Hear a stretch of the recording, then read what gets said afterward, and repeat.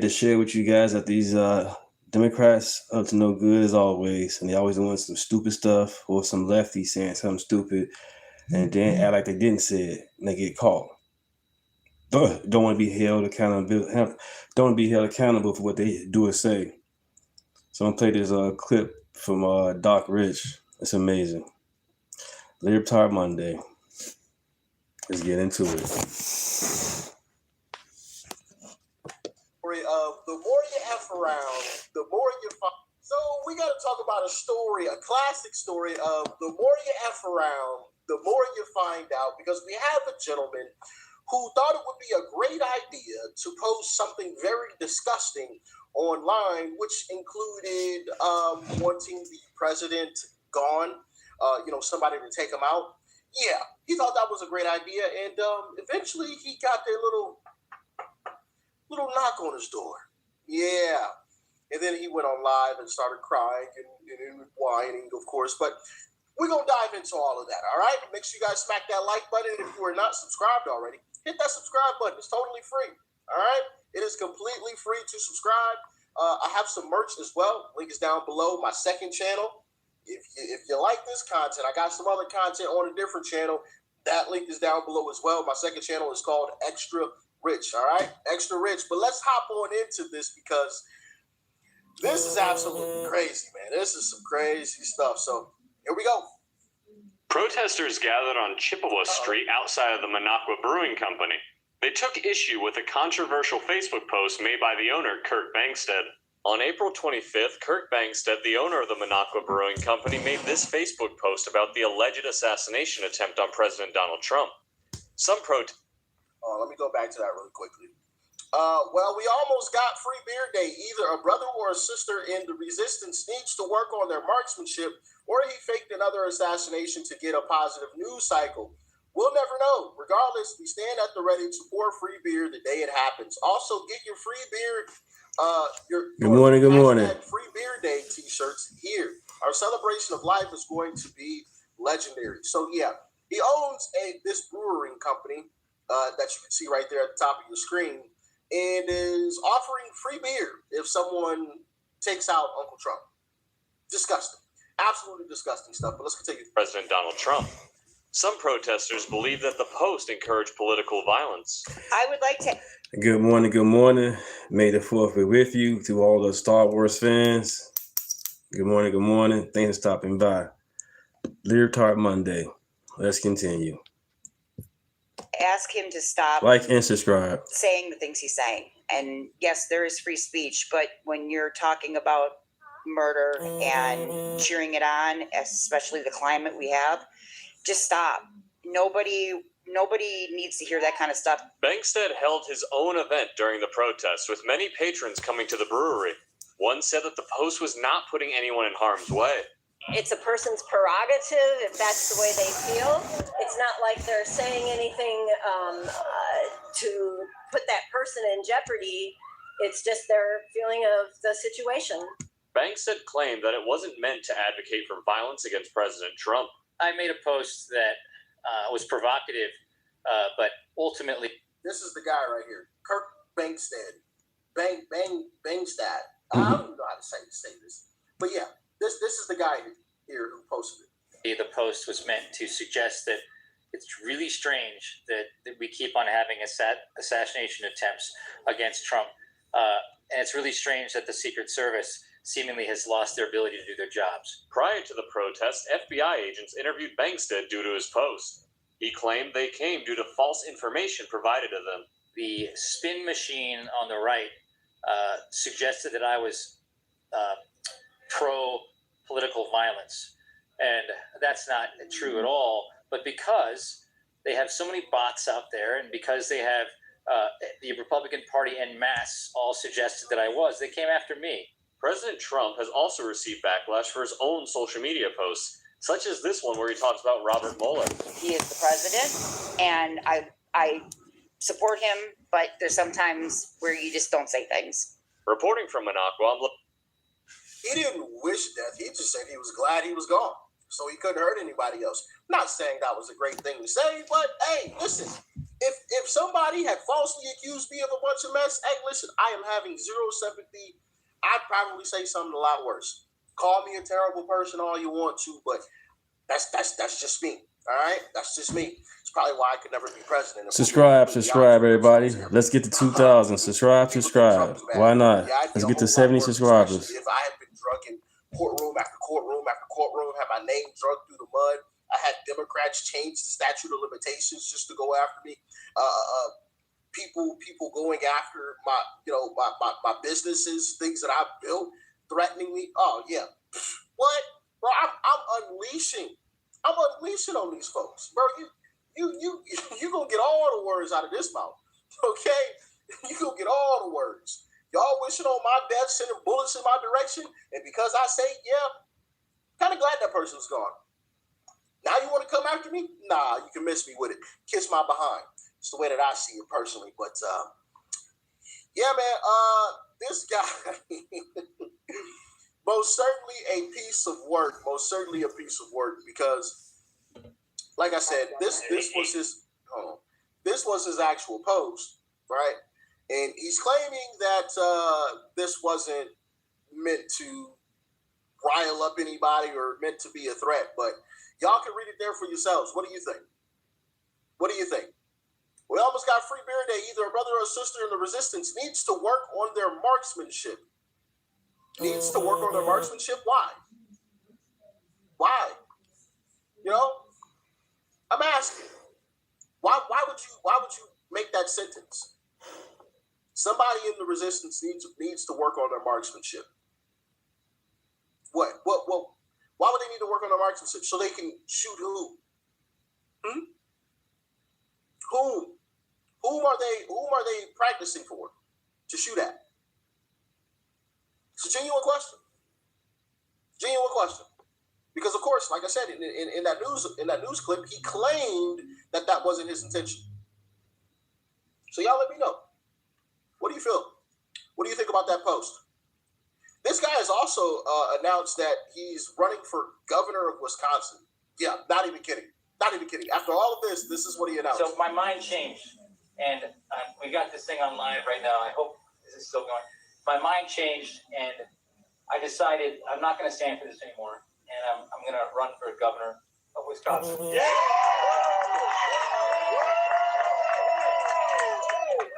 So my... Wow. Now, there's no possible way that guy could be serious, right? There's absolutely no way he is serious about that. There's no way. No way whatsoever.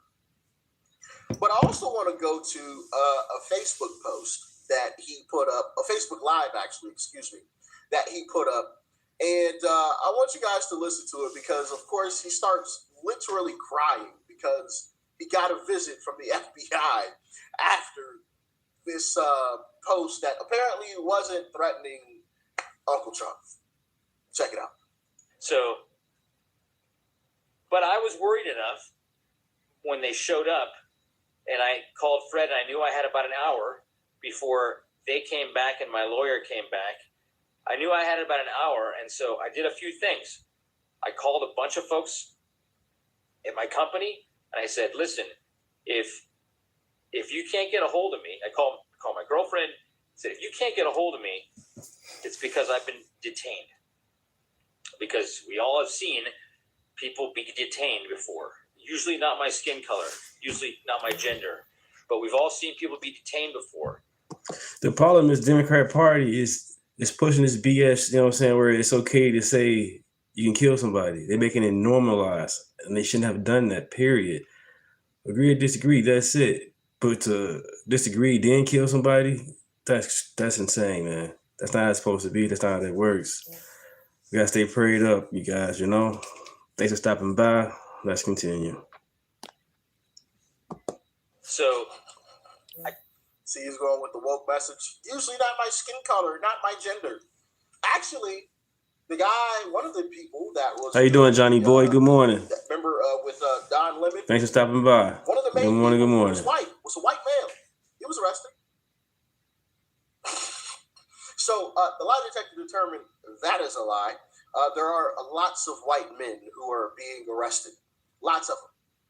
Including James Comey. What do you know? Okay. So, yeah, that's a lie. I called folks in my company. I said, if you can't get a hold of me, start writing. Start writing. Start saying all the stuff I would have said. Because I might not be able to say it anymore.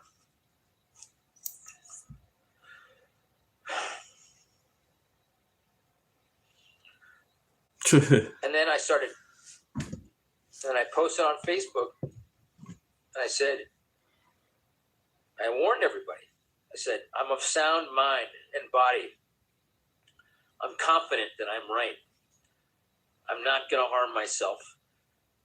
If I disappear, it's because these guys did it, not because I did it. And don't believe anything that you hear from the government or the mainstream media.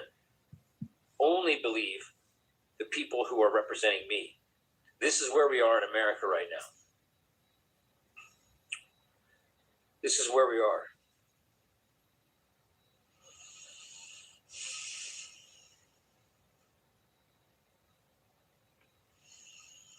And then I copied and pasted the voicemail that I was left by the Secret Service. And I pasted that guy's phone number. And I said, call this phone number, everybody, and remind this federal agent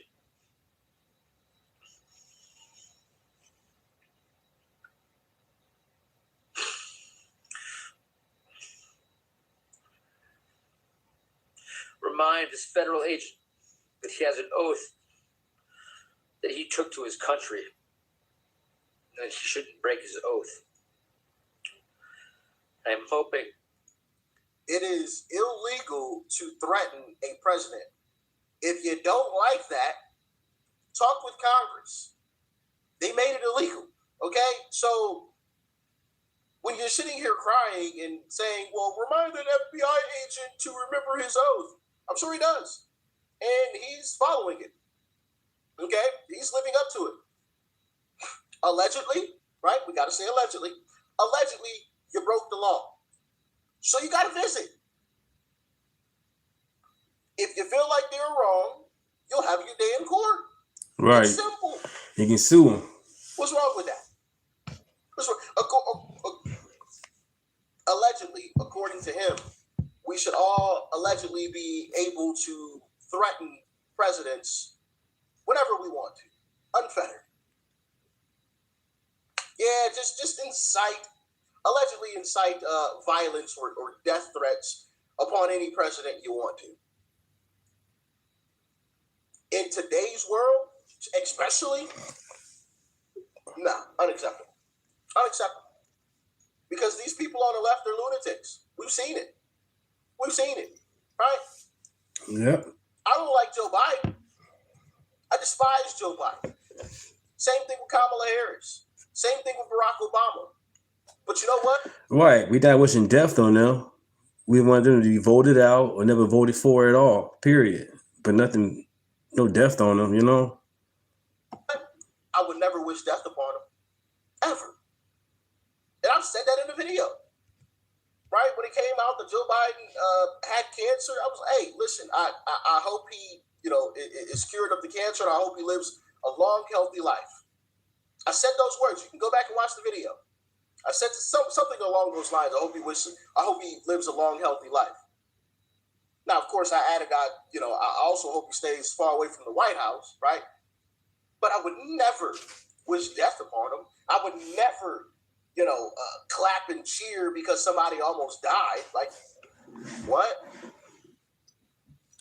It's crazy. So to be sitting here online crying because you got a visit from the FBI after you allegedly threatened the president, I got no sympathy for you. None whatsoever. None. A bunch of you called that number. This is what America has become. And I've been privileged because I'm a white guy. Oh, wow. And that's why I get to do. And here's Right, that's that bullshit. He thinking he has white supremacy, I'm saying, over us. No, you don't, man. That's the problem.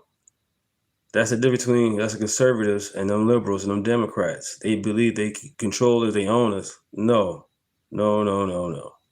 here's that racist stuff again. You're privileged because you're white. What makes you any better than me? What can you do that I can't? As a matter of fact, I probably live a better life than you. My life is phenomenal. It's great. So explain to me how you're privileged, more privileged than me. Is it because of my skin color? Oh. So now we coming back to you see how the parties, because these folks on the left, the party switched. No, they didn't. Nope. The tactics changed. The goal never did. You still hear these folks on the left talking about, I'm better than you because I'm white. No, you're not. He just said it. I've been privileged because I'm white. What does that mean? Am I not privileged because I'm black? Are we all privileged then? So if that's the case, then why are you mentioning privilege? I'm confused. Is anybody else confused? I'm confused. This, and that's why I'm not in a detention center.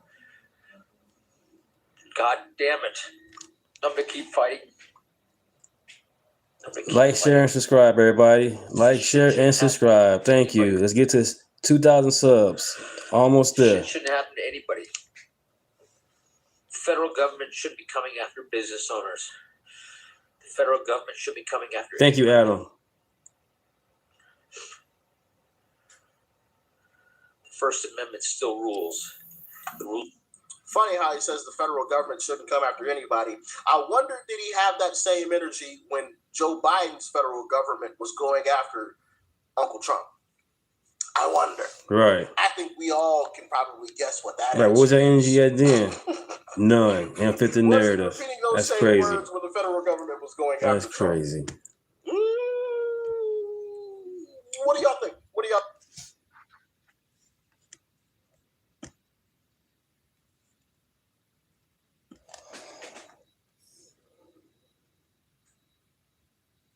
I'm no longer a Democrat because I'm a liberal. At this point, it's beginning to feel like I'd be better off voting Republican and fighting against bad ideas within the Republican Party than voting Democrat and fighting against bad ideas inside the Democratic Party. For example, when I bring up concerns I have with friends on the right about like LGBT rights, immigration issues, abortion, gun control, more often than not, there is room for finding some kind of a middle ground. But when I bring up concerns I have with people on the left about anti-Semitism, Islamism, communism, more often than not, the response is either intimidation, condescension, or just a demand for complete obedience. When your politics require people to submit to orthodoxy, that is not liberalism, that is fascism. Thank you. So, Let's grow. A fascinating video that is going viral of a young woman who happens to be LGBTQ, I believe, and even somebody like her, who you would think would be aligned with the left, is deciding that they are going to leave the Democrat Party, abandon the far left, and to be Republican, right? To support Republicans because of the excesses of the left, right? The intolerant left. And this is a trend that you're still continuing to see, despite Trump being in power, despite Republicans being in power. Democrats have not dealt with the excesses of the left that, in my opinion, are the reason why they lost in 2024. Okay, they're doubling and tripling down on far left woke lunacy, and that is causing people to still continue to leave the party, like this woman right here. So without further ado, let's go ahead and get into this. All right, y'all. I'm officially coming out as a Republican. The left has truly swayed me over to the right. And I think they're proud of it too. Because all of this stupid controversy going on because of a comment that I made on a TikTok video. The left mob is absolutely losing its mind. And I used to be on the left. I used to be gung-ho LGBT. I was an activist for the LGBT people before they, like, gays even had a legal right to marry. I was going out and I was a Glenson representative in my school district. But at this point, I don't want to be associated with the LGBT either, despite even being gay, because I can't stand y'all anymore. Like, I make one comment about a grieving mother who was very respectful about how they were referring to their trans child, by the way. They were referring to them as both Michael and Lexi. And in the comments of people that actually knew her child, were referring to her child as Michael. And she was shit on in the comments for referring to her child as her son.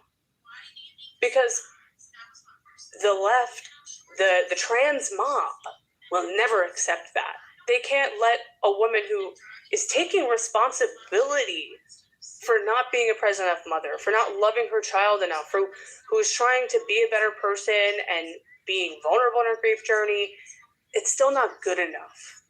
So they have to shit all over her and kick someone when they're down, right? Because that's the righteous thing to do if you're part of the trans mob, insane, like, liberal left. Yeah, I mean, this is par for the course. I mean, I'm not surprised at all. She's just realizing what millions of people have realized over the past decade or so about the Democrat Party, which is that they are extremely, extremely, extremely intolerant. They are literally pushing people away from them as they become more far left, right? That's what they're doing, okay? They're literally pushing people, saying, hey, no, you're not pure enough, right? And if you don't agree with these people 100% on everything, yeah, that is the reaction, right? Hate and vitriol is the reaction, okay? You're a bad person if you do not agree with the left 100%. And this self-righteous attitude and behavior from the left, it has turned a lot of people off, even people who are otherwise liberal, right? Liberal. I mean, they push liberals into the Republican Party, right? Which is probably not a great thing, but at the same time, you know, if you're an old school liberal, right, if you're like an actual reasonable liberal with common sense, you know, that's not too bad, right? You know, I have respect for liberals like that. There's just very few of them left, right? There's just not a lot of them left anymore, okay? But they're out there, okay? And again, they've already probably been pushed into the Republican Party. Just like this woman right here who, you know, she says she's LGBTQ or whatever, but now she can't stand the LGBTQ, okay? Because of their intolerance. So, you know, I find it to be interesting how, despite Trump being in office, you still have this happening, right? Democrats and their embrace of the far left is their Achilles heel, to be honest with you. So I make a comment just basically supporting the mom, saying, you have every right to refer to your child as your son. Apparently that's the worst thing you could ever possibly do as a human being, because I have people coming onto my page, screenshotting my TikToks to shit on my appearance and put it in the comments there. Meanwhile, they look identical to me. They're just white liberal women just flooding the TikTok. That they look like me, like basic white girls. Yeah. That's the demographic that's running the Democrat Party, right? That is running the far left, okay? Leftist white women, okay? Yeah. They're the most radicalized out of everybody. Right. But they're going to shit on my appearance because I said one thing that they disagreed with. It's like, tell me you're mentally ill without telling me you're mentally ill. Like, they're advertising it online at this point. Thank you. And then just the bullying. Like, coming to my page when you don't know me, because I made a comment on someone's TikTok that you don't know them either. Coming to my page to find videos of me grieving my dead mom, for you to go, you know, talk about him and just misgendering my mom to try to offend me. Like, I don't get offended by pronouns and little tiny words like she, her, he, it, they, like you do. And the fact that you would even go just to like my page to shit on my dead mom. Like, hello? Is this you trying to convince me to get to your side on the left to be pro-trans? I was never anti-trans. And anyone that knows me knows this. I've never been shitty to any of the trans people in my life. I've been nothing but supportive. Like, I just, like, hello? So, at this point, I'm coming out. I'm voting Republican down the fucking line. I'm done. And I don't know. Next thing Trump should do is bring back insane asylums and put these fucking people in it. Thank you and goodbye. Right, I agree. I agree. The only universal healthcare I might believe in is universal mental institutions for leftists, right? If we're gonna have universal healthcare, we need to have universal mental care for these far leftists, right? That's what we need, because again, they're insane, and the derangement is a mental illness, right? I'm glad she brought that up. Like I said this before, and I'll say it again. Like the intolerance from the left is a mental illness, right? How much they hate Trump, how much they hate conservatives, how much they hate Trump supporters, people who disagree with them politically. Yeah, it's a problem. They need to lay on somebody's couch. Seriously, we have a mental health issue in this country. It is well documented that a vast majority of it comes from these liberals, right? These leftists who self-describe themselves as mentally ill, right? So, this woman, again, is just realizing what everybody else has realized that used to be on the left. A lot of people used to be on the left that have said, no, I'm good. I don't want to be in bed with these people, right? I would rather vote Republican. I would rather support Trump. Anything except these intolerant folks, right? And I think this woman is just one of millions who have went through this. And, hey, welcome to the team, right? Welcome on board. Welcome. Leave your liberal beliefs, in the past, right? Your leftist beliefs. I don't care about you being gay. I don't care about you being lesbian. I don't care about who you like to sleep with, right? Just, adhere to common sense, okay? Don't try to force LGBTQ down our throat, which is the reason why she left in the first place, right? Just don't bring the reasons why you left the left over here. That's the only thing that I request. But regardless, congratulations, right, on waking up. Again, you're a sane person. And I'm hoping there's a lot of sane people in this country who think just like that, who see the excesses of the left, who observe the fact that these people are okay with political violence, right? Like, if you don't agree with them, like, they openly advocate for violence, right? This is what they do. If you don't agree with them, they don't believe in free speech. They don't believe in civil liberties. They don't believe in equal rights. They don't believe in any of that. They believe in Jim Crow type, segregation and, race politics and stuff like that. These people are not, they're not actually liberal, right? They're not the actual definition of liberal. Okay, they're far left, authoritarian. Thank you, Tampa Bay. Thank you for that. Appreciate it. That's who they are. That's who they are at their core. I got some more stuff for you guys. After 2 years of growth, more people moved out of New York City than moved in 2025. That's according.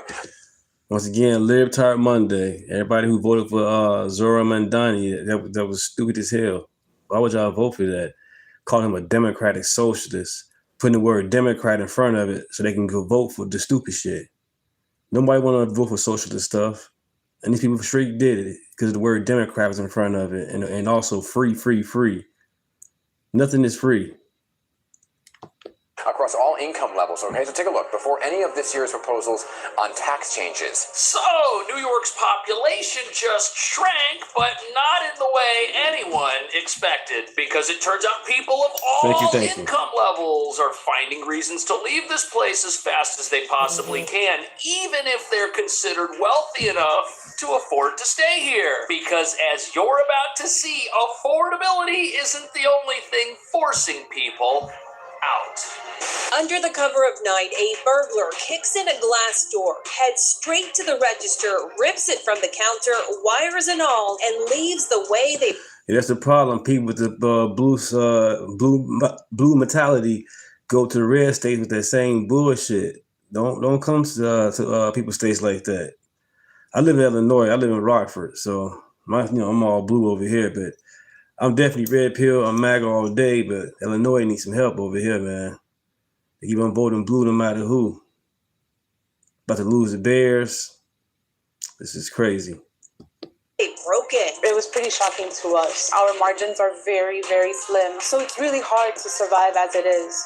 It's become pretty unaffordable, unfortunately. It's super expensive to get a cup of coffee, and rents are obviously pretty high here. Too expensive. I mean, I got a decent job. I can't afford to live here. I got to come commute in every day.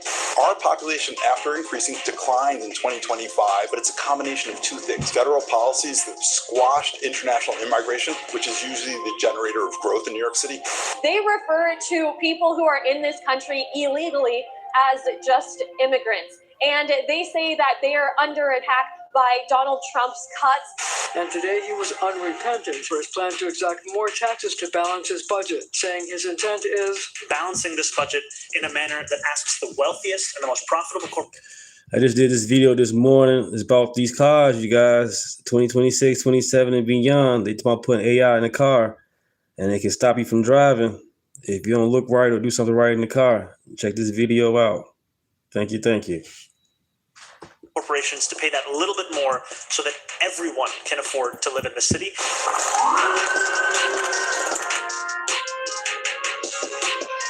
Wow. So before our mayor, Mamdani, took over, people were already drive. on their way Okay. out of this place. For And the while ones this who do. study says people of all income levels left, nobody's talking about what it was that caused the population of New York to grow in the first place. For example, it's been reported that between 2023 and 2024, New York experienced a net gain of 87,000 residents. And the reason for that is being stated as quote unquote international migration, which reveals the 250,000 plus asylum seekers who came here and got free hotel rooms back when the border was wide open benefited New York by covering up a population decline. Yeah, I seen that, man. That's was already crazy. happening.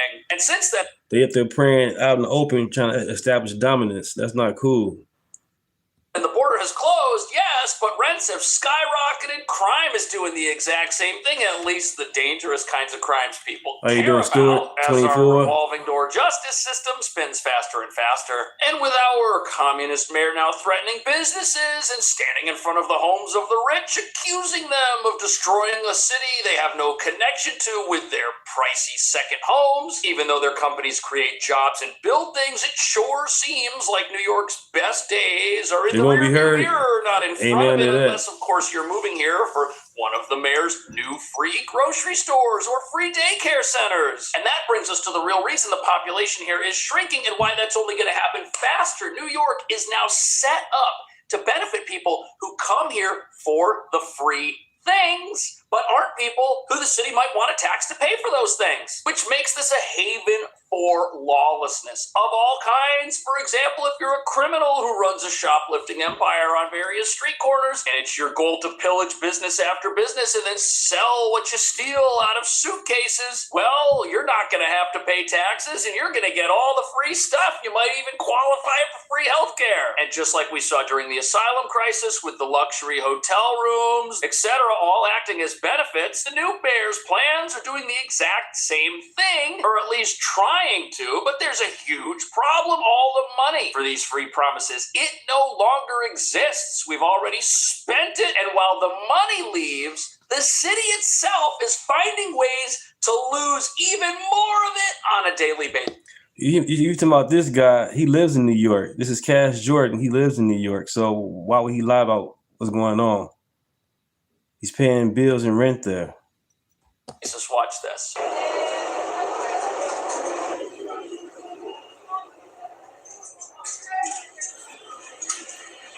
So here you have a massive number of people entering the subway for free. Now, the subway and the transit systems here together lose about $1 billion a year, which not only contributes to safety issues inside the subway, but puts a massive drain on the city's meager resources, which it wants to spend on pretty much everything. And crimes like this are the perfect visual representation of what New York has allowed itself to become. This whole place now exists as a safe haven for the lawless. they could do whatever they want here, and now we're suffering from trickle-up lawlessness.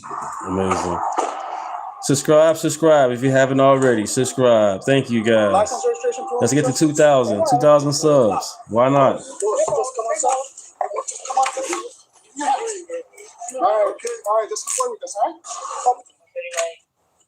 That's wild. Who told those people to go and get an arsenal and drive down the street? And who were they looking for? And what were their plans that evening if the police didn't randomly pull them over at a traffic stop? Well, this is pretty easy to figure out. We've got laws that embolden and fail to bring a consequence about for minor crime, which means after criminals get practice doing one thing, they get sick of it and want to graduate and do something worse, climbing the criminal corporate ladder, so to speak, which now has the law-abiding scratching their heads, wondering what they're still doing here. Why do you think people are leaving the city? It's become pretty unaffordable, unfortunately. It's super expensive to get a cup of coffee, and rents are obviously pretty high here. Do you live in the city? No, I live outside the city for just that reason. Right, girl, I right. got a decent job. I can't afford to live here. I got to come commute in every day. Every single one of them is right. Nobody can argue with the fact that everything here costs way more than it should, and it certainly isn't the president's fault. I mean, we had $10 milk in some of our grocery stores before he was in office. That's not because of inflation that didn't exist yet. Oh no, crime here is so bad. If a store has 100% of its items and half of it gets stolen, the other half has to cost twice as much, or that place closes. But here's the kicker: if everything folks are complaining about is completely true, and you stack rampant, increasing crime and lawlessness on top of an affordability crisis, and you refuse to take any measures to curb it, you're not just going to force people out financially, you're going to physically throw them out the door, which some people think is happening on purpose. The mayor of New York getting pushback from billionaire Ken Griffin and his company called Citadel. Griffin threatening to not go forward with his planned project in Midtown Manhattan. That would create, he says, 15,000 permanent jobs. Wow. This all started when Mayor Mamdani made a social media video pushing for his and the governor's pied-à-terre tax, and doing it. You know, the last president was Joe Biden for 4 years, and then not only just that, 16 out of the years, Democrats been in power for like the last 16 years. How was it the conservatives' fault? It right in front of Griffin's apartment on Central Park South. Griffin bought it for $238 million back in 2019, even though he's not technically a New York City resident. Oh, politics in New York City. Interesting. So it looks like the mayor may have walked into a trap that he set for himself by filming this recent video, which went viral, where he singled out one particular individual for owning a property that they paid a lot of money for. Here you've got this luxury penthouse owned by one of the richest people in the world, which certainly makes him an easy target for the communists who want to tax people like this. But the problem is, well, the mayor and his team looked at this penthouse and said this person needs to be punished. They didn't consider all the jobs this person and their company creates right here in New York, and how they're about to spend billions of dollars on the city, which now might not happen if their future here is going to be under attack. But here's what the mayor said when asked if he regrets this. Mayor Mamdani was making no apologies today. Asked if he regrets the video, his answer was simple. That home, when it was purchased, was the most expensive. Hey, Batman, I have no fear mongering here to increase my subs. I'm Deontay Lockett, you know what I'm saying, MAGA supporter. So I don't need to lie about who I am or whatever you're trying to get at. I'm glad you're in the chat. And subscribe, Batman, if you haven't. Home in the United States of America. Last week, the mayor stood outside 220 Central Park South. The red state's not failing, it's the blue states. What are you talking It is about? shameful that he used Ken's name as the example of those who supposedly aren't carrying their fair share. Griffin and the staff paid $2.3 billion in city and state taxes, he said, and Griffin himself directed $650 million in charitable gifts to city institutions. Wow, so this guy's bleeding money for New York City, but he's not paying his fair share somehow, and he deserves to be punished just a little bit more so that everyone can live here. What a wild statement. Now, look, could he afford a little bit more? Sure, he's one of the richest people on the planet, but that's not the point. The point is we're at a spot in New York where we're now singling people out and attacking them for their accomplishments when they employ New Yorkers and create good jobs, high-paying jobs, and pay billions of dollars in taxes, which the city needs to fund all the free stuff. And we're... Batman, are you serious? It's more blue states that's on welfare than red states. You gotta be tripping, man. Yeah, you tripping. It's all good, though. Supposed to think that these people need to be punished because they were successful enough to own a second home that nobody lives in? I mean, that is just such a ridiculous argument because this guy's paying so much money every month. You want him to own one or two apartments that keep him here and keep him spending his money. And now that this entire company's been insulted and their CEO is under attack, they're threatening to cancel a massive construction project. And that's just the tip of the iceberg. What about Batman, where do you live this at? guy has in charitable Where do you live at, man? I live in Illinois, from Chicago, live in Rockford. I know for a fact these blue states are heavily with the SNAP benefits in Section 8. What is you talking about, man? Where do you stay at? This is crazy.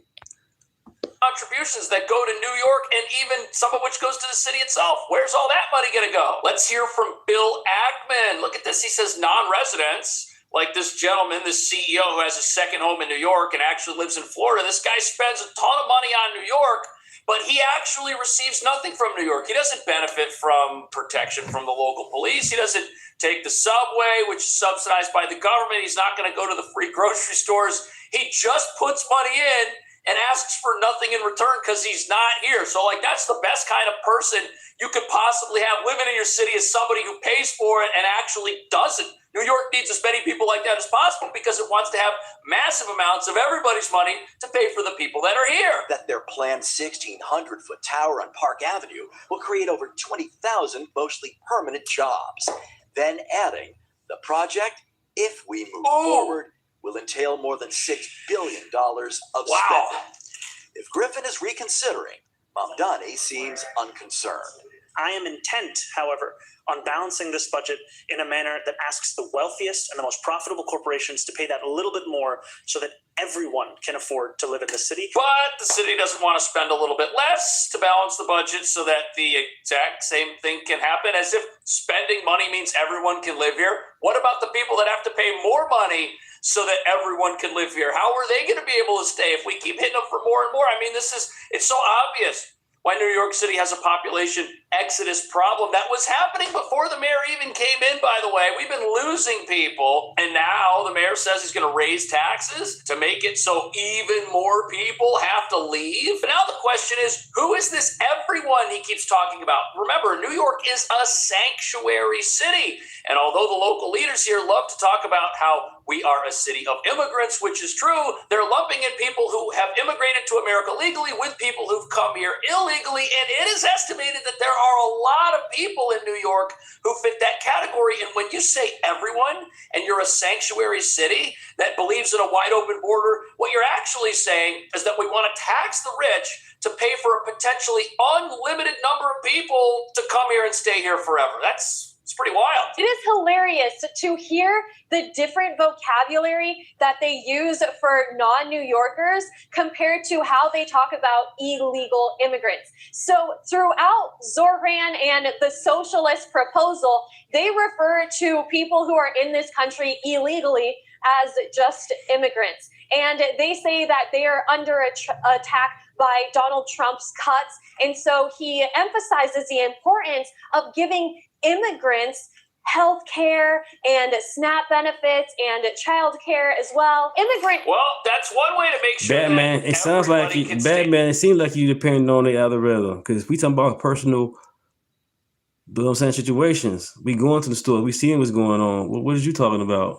Here is to just pay for the stuff that everybody needs. But the problem is you're offering what everyone needs to an unlimited number of people, and you have a finite number of people who are able to pay the bills for this, and those are the people who are on their way out. And what's fascinating is these recent population reports, well, they say it's people across all income brackets. So it's not that the rich, who already pay most of the taxes here, are having a problem with everything. No, it's everybody. You've got average people that are getting hit hard too. New York's got some of the highest taxes in the entire country. And when you're trying to pay some of the highest rents in the entire country, it certainly doesn't help when the government does everything it can to stop you from paying your bills every month. Everyone can afford to live in the city, and that means Ken Griffin, and that means so many others across the city, and that also means those who would love to join us in the city. Egg prices in Rockford. Mamdani believes he won a mandate, destined perhaps to clash with the city's Big beautiful billionaires. Bill. Good morning. Well, good afternoon, I should say now. Good afternoon. Some in the business community tonight are urging caution. It's a big ecosystem here.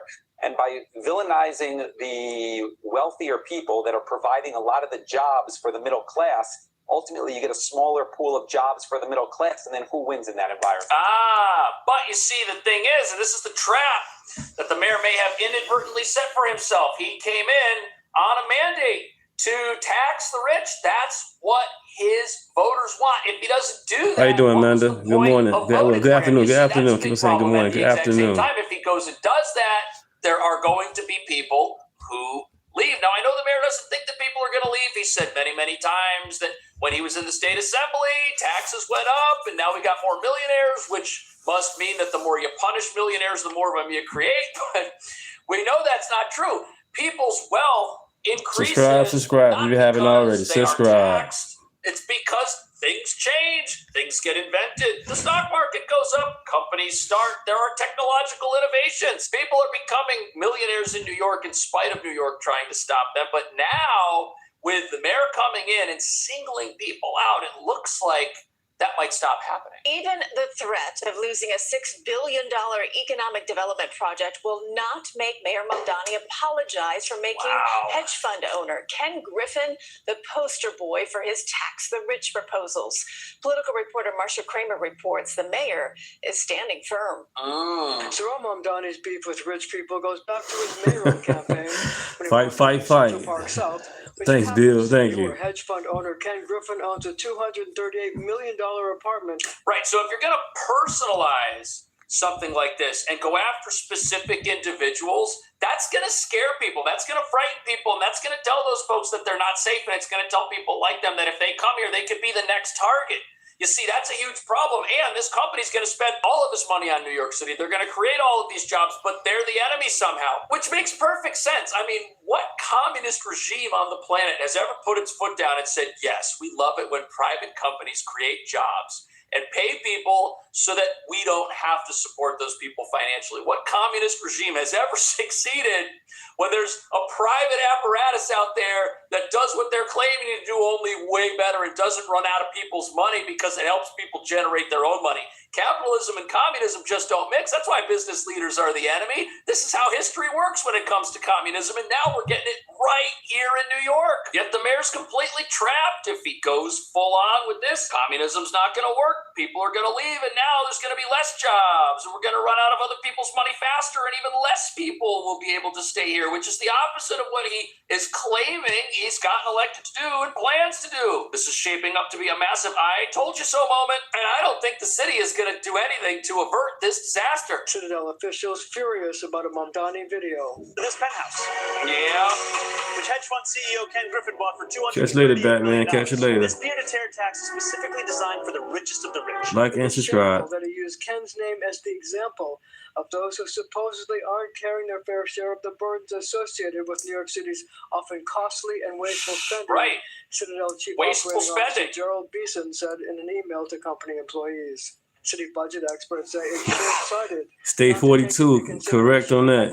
Definitely correct on that. Companies like Citadel bring to the city. Unless you hate those companies, unless those companies are the enemy of your collectivist economic system and agenda, if you hate private businesses, if you hate private property, this is all wrong.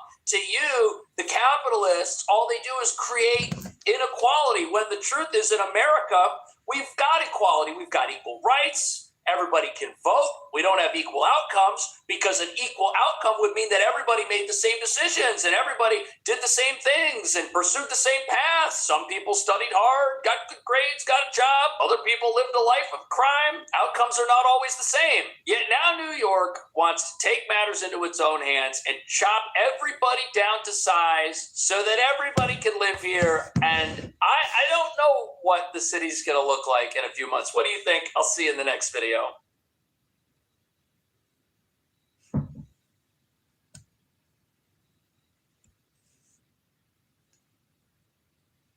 Going to do for your unique neighborhood. Look, she about in her 70s or 80s. Look at her. Look. Look at the grown folks, y'all. Grown people are hitting a piñata of the president of the United States who won an election. Who the people spoke loud and clear. There was a vote. Right, we voted for Trump, you know what I'm saying? And we happy about it. We didn't like Biden being the president, but we didn't go out there making pianos and all type of weird shit. They actually got a piano and hitting it. That's crazy, man. You gotta pray for these lefties Democrats, man. They are very deranged.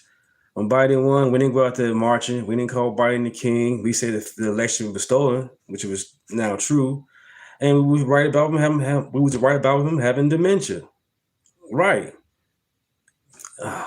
Let's continue. Democratically elected president.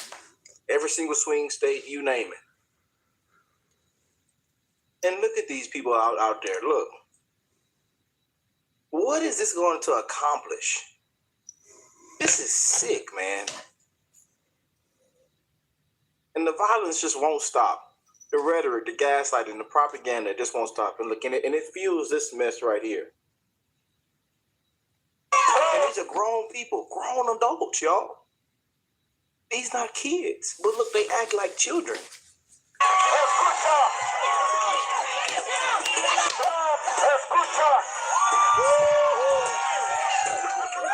I mean, she can barely hit the thing. This is just sad. And this is these people are so miserable, man.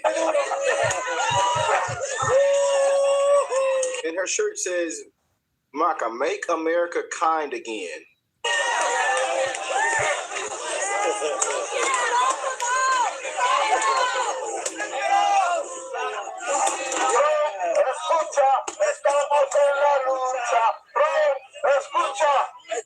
Grown folks, man. Old people out there. Grown old adults. Really? Do unto others as you would have them do unto you. And what Trump done to you? You don't even know Trump. Trump don't even know you. But you out here hitting this. Amazing. And look at this guy with the camera. He's smiling. Look at him. He ain't had this much fun in 20, 30 years. It's been 2 or 3 decades he done had this much fun. Seeing this woman hit that piñata. Oh, hell, you know, he just don't stop. And look what Trump in the White House just reposted. I have all the cards. Wild Uno cards. Oh, boy. We wonder what's going to take place next. Oof. And uh-oh. Look who's pissed the president off once again. Timu Obama. Jeffries, a low IQ individual.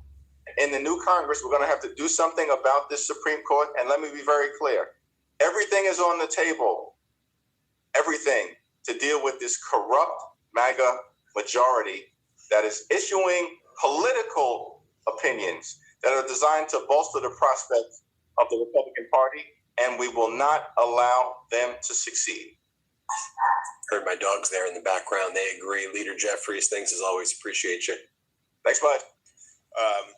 We're going to do maximum warfare against Republicans. Florida Republicans, you F around, you're going to find out all this stuff. And, you know, what I said was, listen, and he's like, oh, if you do the redistricting, we're going to take out all your members. We're going to do all this stuff. And what I said was, go ahead, make my day. You don't think we're going to... You right, F girl, on that one. Get their ass up out of here. Get them out. In Florida, roll the dice and take your chances, but don't think that you can come down here, issue threats to us, and somehow you're going to make us flinch. That is not happening. And in fact, it did not happen, because as soon as he came out and started doing that last week, Florida legislature turned around. Spot on, Ralph 23. Ralph 23, you definitely spot on. Want to really see something that said, take a look at what happened. The young voters, independents, and Black Americans heading into the midterms, and the media doesn't want you to know any of it. Then we'll break down how Trump and the Supreme Court just delivered a ruling that could flip 14 to 20 House seats away from Democrats, and why top DOJ lawyer Harmeet Dillon says enforcement in all 50 states will have zero tolerance for cheating or delays. Plus, an investigative journalist just uncovered $385 million in Michigan Medicaid fraud involving ghost businesses, and I'll show you how the scam worked like clockwork. Finally, Spirit Airlines is bankrupt. There's no breathing life back into Maximus, it. right? They keep on blaming Trump for everything. Just lost their job. Joe Biden in office, they blaming Trump. Like, what the heck? Biden, you're in office for 4 years. Trump not in office? Democrat Party got no policy. Just blame Trump for everything. Blame Trump. Blame. That's crazy. Thank you guys so much for liking and sharing. You was impossible.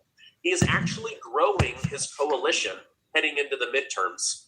Young voters, independent voters, and Black. And right, and Kamala supposed to have visited the border. She ain't visited the border yet or went to Europe. Americans are all moving towards Trump in numbers that are making Democrats. They say the midterms is going to be a bloodbath. Strategists quietly panic in closed-door meetings. This isn't coming from a conservative outlet. This is CNN's own Harry Enton, one of the most respected data analysts in the business, dropping numbers on live television that contradict everything the left has been telling you about Trump's political standing. Again, check this video out. I did it this morning. It's about how they put AIs in the car. Check it out. 4 minutes long, not too long. Free to view, free to check out. When your own team numbers guy starts sounding the alarm, you know the situation is serious. The economy is on the rise other than gas prices, and many people are feeling it, especially as they get a boost in their wages. Let me go ahead and share with you what Harry Enton shared. Yeah, I think right. Kamala's a red dot Indian. President Trump and the Republican Party and Obama was the first mixed president, if you want to say that. Democrats have had with black voters with African Americans. You can see it right here. Look, Trump's approval among African Americans at this point in term one, he was at 12%.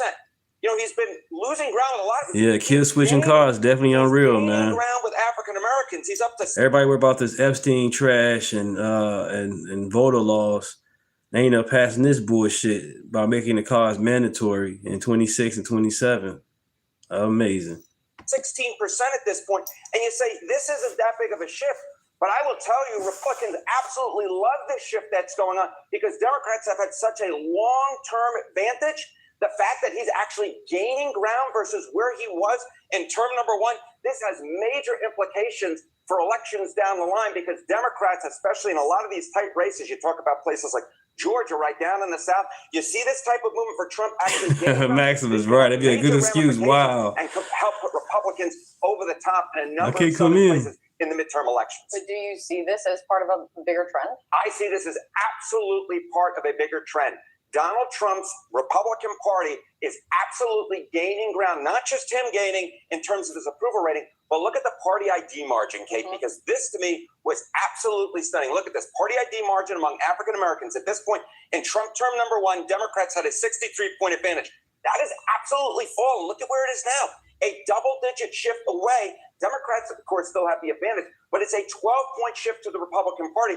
And I look back through Gallup's records. They sent me their records. And this, in fact, lead that Democrats have is actually smaller than any lead from 2006 to 2021. So Democrats are leading. But again, we're talking about chipping away. Republicans are chipping away at this long-term advantage that Democrats have had among African Americans. We see it in terms of Trump's approval rating, and we even see it to a wider degree among the party ID margin, where all of a sudden there are a number of African Americans who are walking away from the Democratic Party, and a number of them who are walking into the Republican tent. That is very interesting, looking at that past Gallup information. Yeah.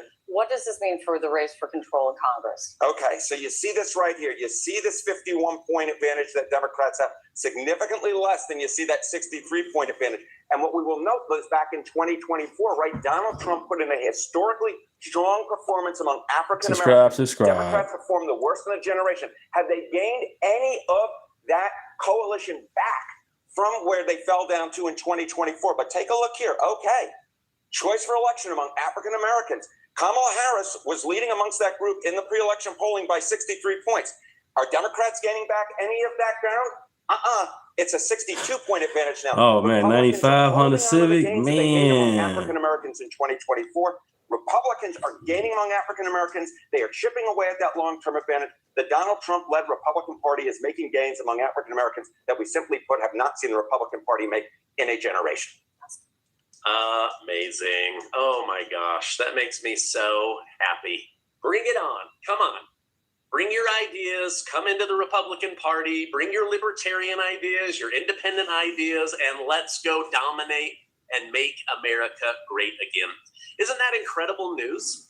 The media would have you to believe that because there's a war going on between podcasters that Trump is losing ground. Well, he is in some areas. I'm not going to lie or gaslight you. A lot of people are mad about gas prices. I'm not happy about gas prices, but I believe it will be temporary. But as far as ideas and making America better, there's a lot of you that are not happy with this conflict. You know, yeah, we're not here to gaslight anybody, man. You know, you said Democrats are in panic. Yes, they are. And while I love bringing Mr. Gardner on the show. We got to keep it real, man. You know, but all of these misinformation, the gaslighting, the fear mongering, the propaganda. You know, oh, this is happening. Oh, it's the end of the world. Oh, was the podcaster elected? Everybody's an expert now. We have to be real, ladies and gentlemen. You know, we have to be real. People are saying Donald Trump is the way to go, not the Democrat Party.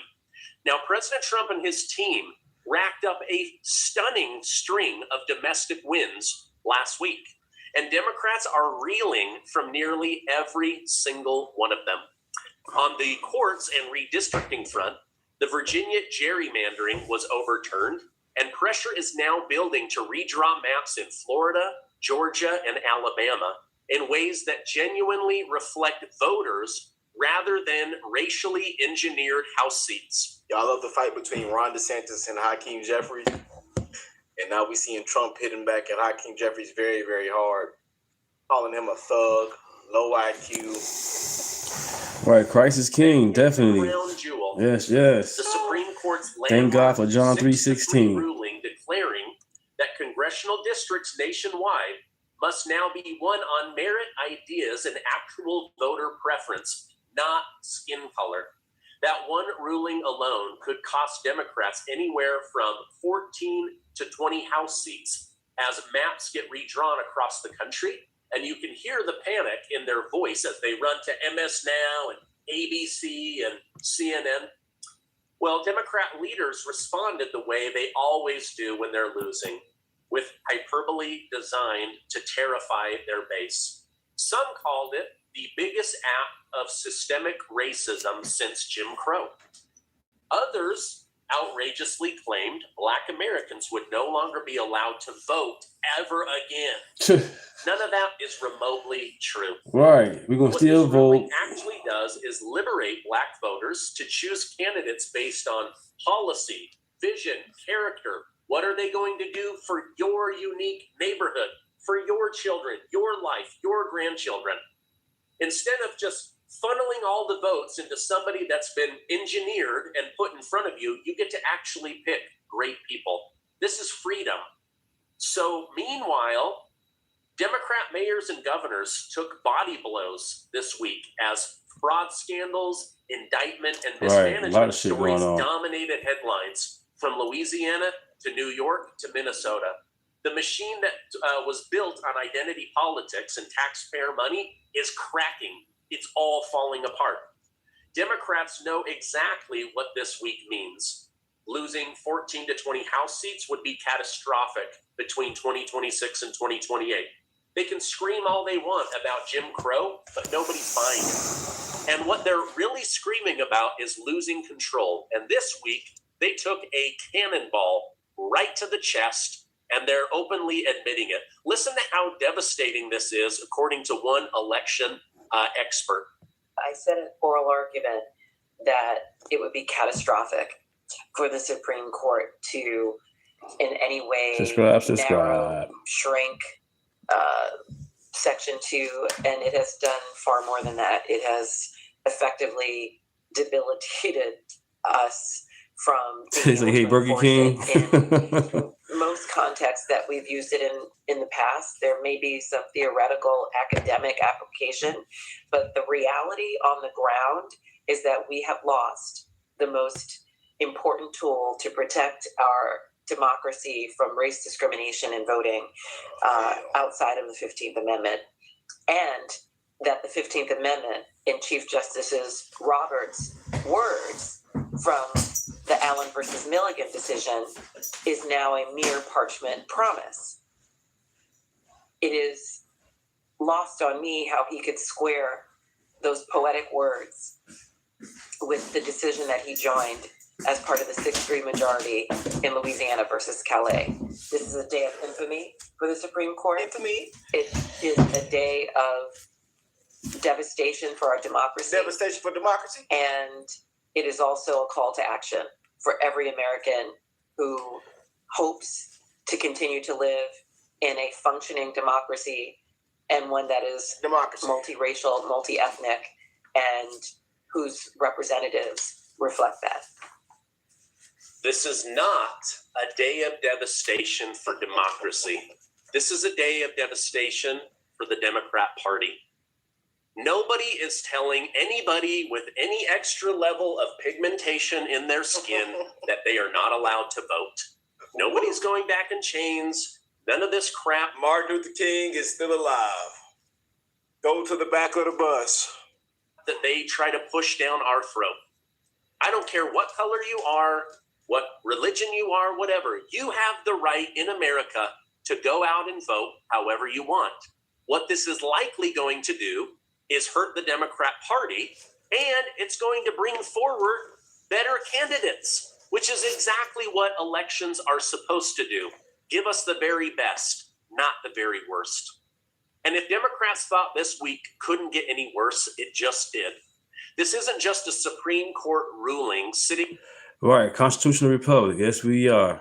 Yes. And based on Christian values. On paper, waiting to be ignored or slow walked by activist judges and blue state attorney generals. Trump's top legal enforcer just put every single state on notice that the Justice Department is coming after anyone who tries to cheat, stall, or subscribe. Let's get to 2,000 subscribers. Let's get it. Why not? Attorney General for Civil Rights, Harmeet Dillon, let's made grow it together. Crystal clear Thursday night. The DOJ will enforce the Supreme Court gerrymandering decision in every state that has an unconstitutionally race-drawn district. No exception, no delay, and no games. This came after Missouri Senator Eric Schmidt formally asked the Justice Department to step in and enforce the ruling nationwide, recognizing that the court's decision means nothing without teeth behind it. Dillon's response on X was short, direct, and devastating to Democrats. Senator, we're on it, she said. She went further, reminding everyone that the DOJ, under Acting Attorney General Todd Blanche, is committed to equal protection for all Americans in employment, housing, education, and yes, in voting. Not equal protection for one race, not equal protection for one party, equal protection for everyone. Here is why this matters so much right now. There are currently 45 redistricting disputes still unresolved in federal and state courts across the country. all casting a shadow over November's midterm elections and the battle for control over the House.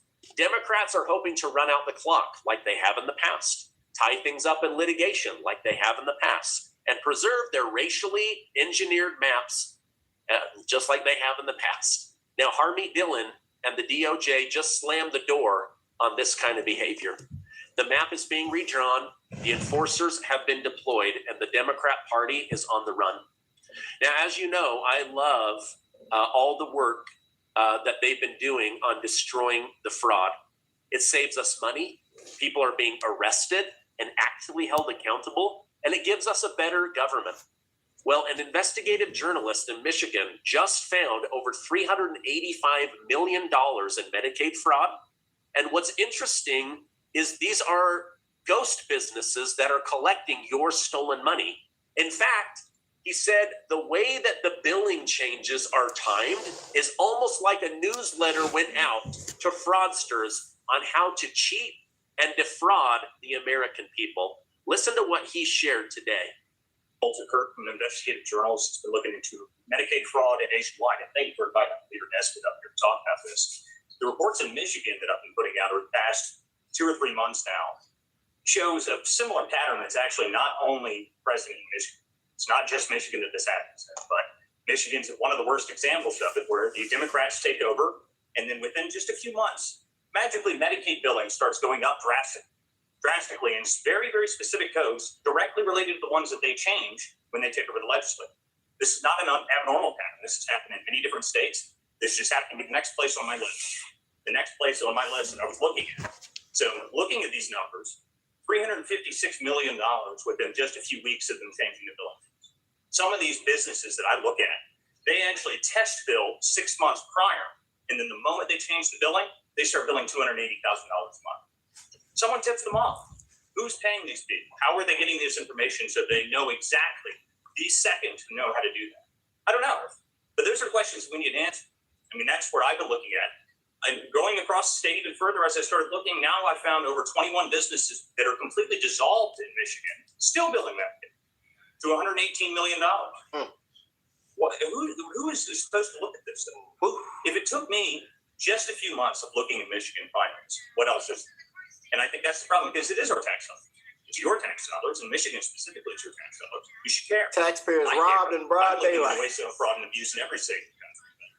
Taxpayers robbed in broad daylight. Within less than 30 days of these Democrats taking over certain cities, suddenly hundreds of millions of dollars in fraudulent payments just start going out of the federal government.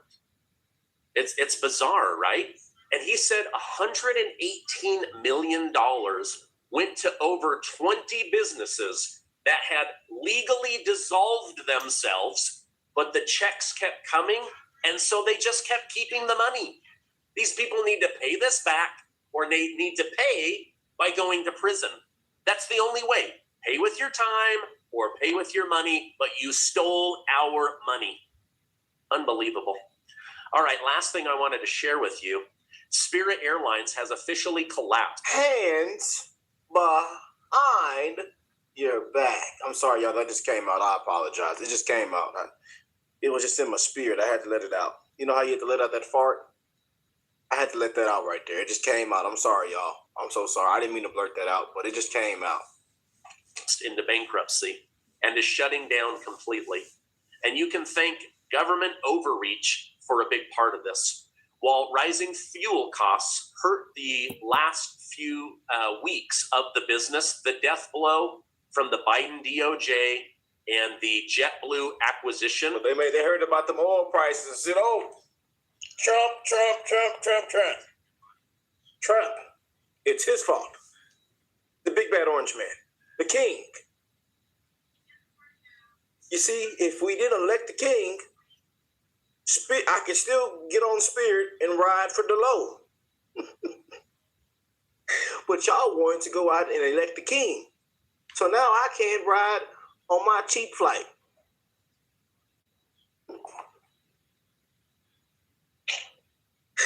Yeah. People are so delusional, man. But you know what? The truth will set you free. The truth will set you free. The sad, harsh truth will set you free. Had already landed. Now, claiming it would hurt competition, they tried to step in, keep things going, and they blocked another American business from buying Spirit and keeping those jobs, keeping those flights, and using those assets more efficiently. Wrap it up for yourself. Now, the shutdown has grounded hundreds of flights, leaving tens of thousands of passengers stranded, and approximately 10,000 Spirit employees found out yesterday that they're out of a job overnight. This is what happens when government bureaucrats think they know how to run a business or that they can try to control the free market. JetBlue wanted to buy Spirit. Spirit wanted to be bought, and Washington, D.C. said no. President Trump tried to step in, but it was going to be too costly, and ultimately, it doesn't make sense to use our money to bail out a failing business. So those assets will be divided up, but sadly, about 10,000 Americans are out of work. Listen to what Transportation Secretary Duffy had to say about this. Between JetBlue and Spirit. And Joe Biden and Pete Buttigieg, along with the Biden DOJ, decided that they did not want that merger to take place. And at the time, the Biden and Buttigieg DOJ bragged and said, as they canceled the option for this merger, that this was a victory for U.S. travelers who deserve lower prices and better choices. Now, many at the time said this was a disaster. This merger should have been allowed. And this today would indicate this is not better for travelers. This is not better for pricing. This is not better for competition. Actually, it's worse. We had an airline go down because the markets were trying to allow two airlines to merge, make them stronger, and offer more competition for the American consumer. Also, Elizabeth Warren at the time cheered the blocking of the merger, saying, "Yeah, clap it up for Pocahontas." That Biden, this was a Biden win for flyers. Right, God is in control. No matter what happens, God is in control. Thank you, Jesus. So again, I think it's important that we always look with a keen eye when airlines want to merge. We care about pricing for consumers. We care about competition. But if the markets are saying there needs to be a merger because there's health issues with one of the airlines or more than one airline, we have to take a look at it and make sure we make the right choices. All right. So this is just a classic example that whatever the government touches turns to crap. Rarely does the government make your life better. I mean, this is why Ronald Reagan famously said the scariest 7 words in the English language are, I'm from the government and I'm here to help. So that's exactly what we're going through. All right, let me know on this broadcast going to do for your unique neighborhood, for your children, your life, your grandchildren. Look, she about in the 70s or 80s. Look.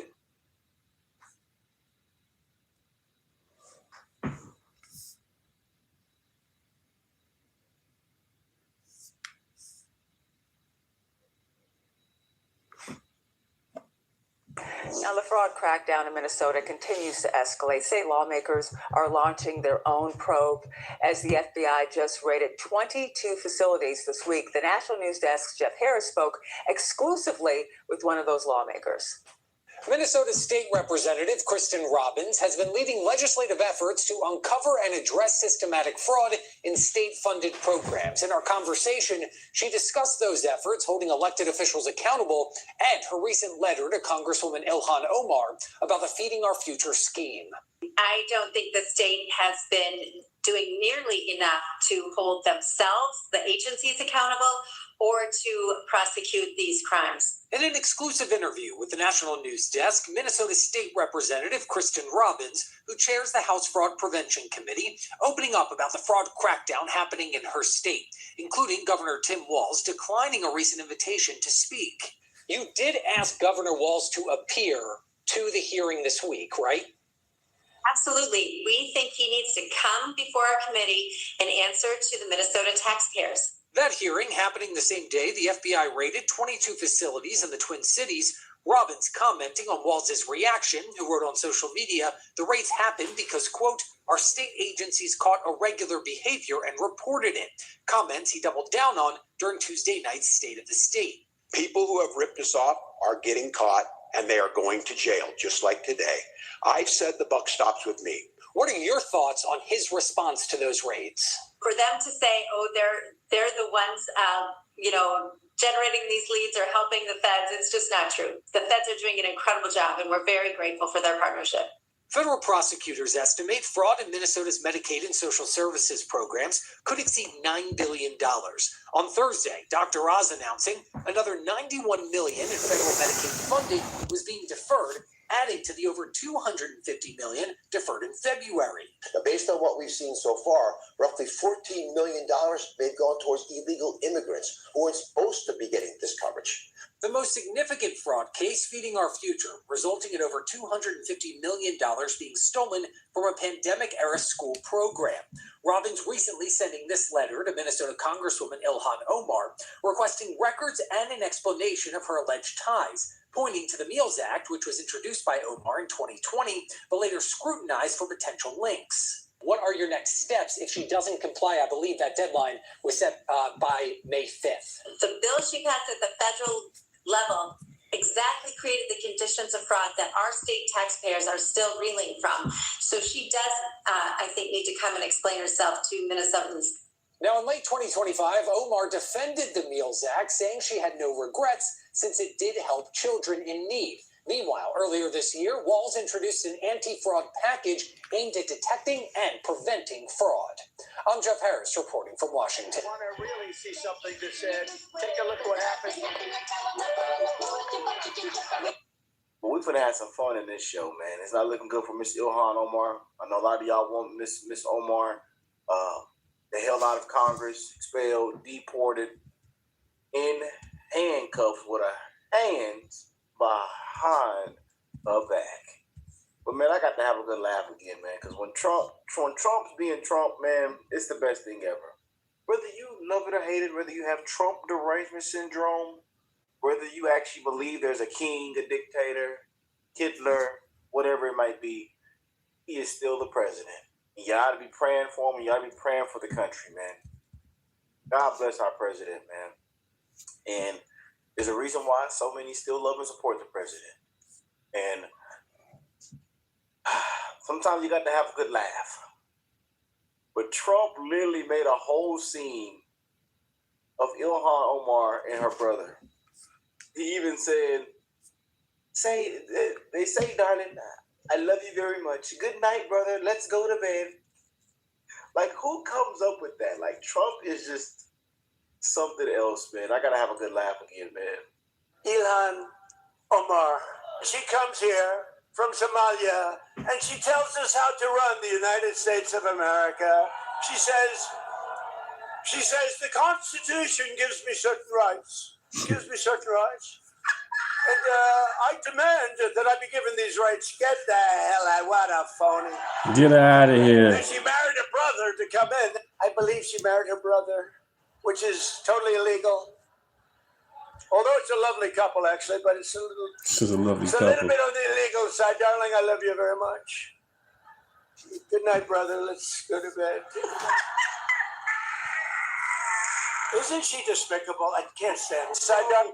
Like, where does that come from? Like, Trump is literally legendary, man. He is legendary. Yes, he is. It's a little bit on the illegal side. Darling, I love you very much. Good night, brother. Let's go to bed. Darling, I love you so much. Good night, brother. Let's go to bed. Good night, brother. Let's go to bed. Oh, my goodness, man. He literally just said that Ilhan Omar and her brother love each other and they're fun to go to bed and sleep with each other. That is... I'm going to rewind that for you.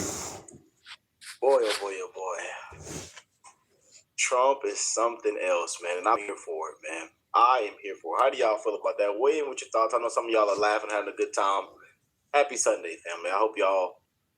Brother to come in. I believe she married her brother, which is totally illegal. Although it's a lovely couple, actually, but it's a little bit on the illegal side. Darling, I love you very much. Good night, brother. Let's go to bed. Isn't she despicable? I can't stand it. Side down. Like, where does that come from? Like, Trump is literally legendary, man. He is legendary. It's a little bit on the illegal side, darling. I love you very much. Good night, brother. Let's go to bed. Darling, I love you so much. Good night, brother. Let's go to bed. Good night, brother. Let's go to bed. Oh my goodness, man. He literally just said that Ilhan Omar and her brother love each other and they're fun to go to bed and sleep with each other. That is something else, man. Boy, oh boy, oh boy. Trump is something else, man, and I'm here for it, man. I am here for it. How do y'all feel about that? Weigh in with your thoughts. I know some of y'all are laughing, having a good time. Happy Sunday, family. I hope y'all are having an awesome weekend. I hope everybody that's tuned in right now that you are blessed, well, and healthy, man. Calling out this crap every single day, man. These politicians, the fraud, the corruption, this corrupt scam matrix. You know, and you know what's crazy? A lot of this stuff wouldn't be in the spotlight if Trump didn't get back in office. And I always want people to remember that, you know. We wouldn't be talking about a lot of things if Trump wasn't back in office.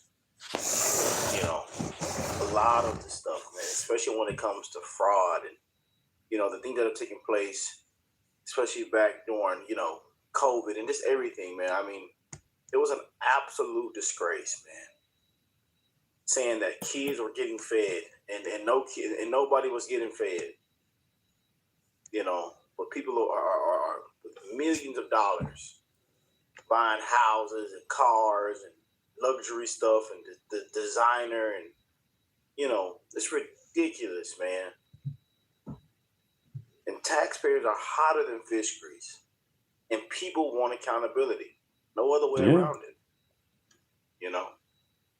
But what is this? Ilhan Omar goes to 7-Eleven on a free Slurpee day, but it doesn't go as planned. Today's 7-Eleven, so this Slurpee is free, right? No, ma'am. Today is 7-2. Well, that AI getting out of hand, boy. That AI getting out of hand, man. But look at Ilhan Omar on Pete Hegseth. I don't even know why we ask her questions anymore, honestly. Pathetic as Pete Hegseth at this point. You know, we've been watching his press conferences. He's saying all these crazy things. I mean, what can you say?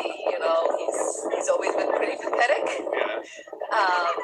It pains me as a Minnesotan that that's the person that we have in the administration, and I just hope he gets replaced because he's an embarrassment on a national, international stage.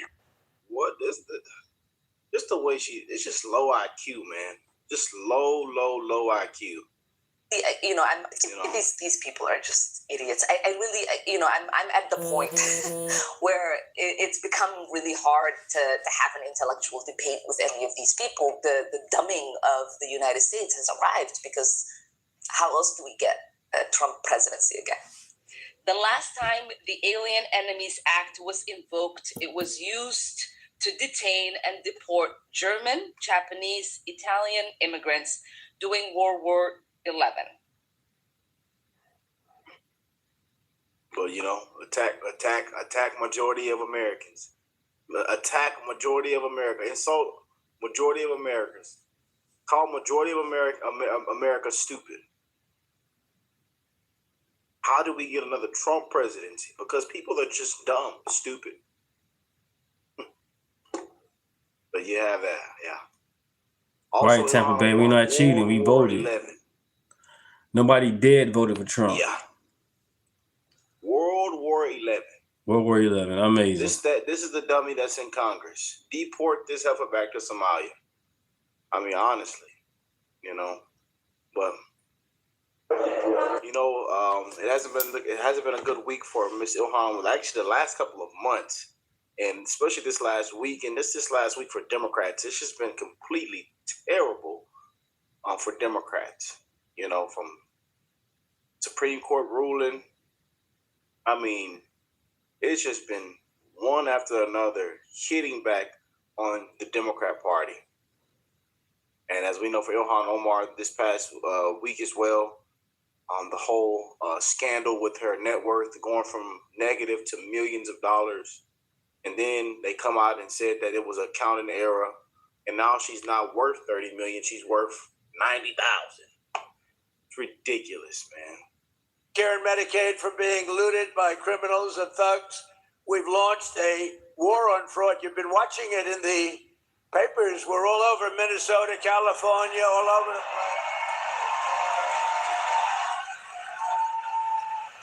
They're taking down hundreds and even thousands of people a week and a day.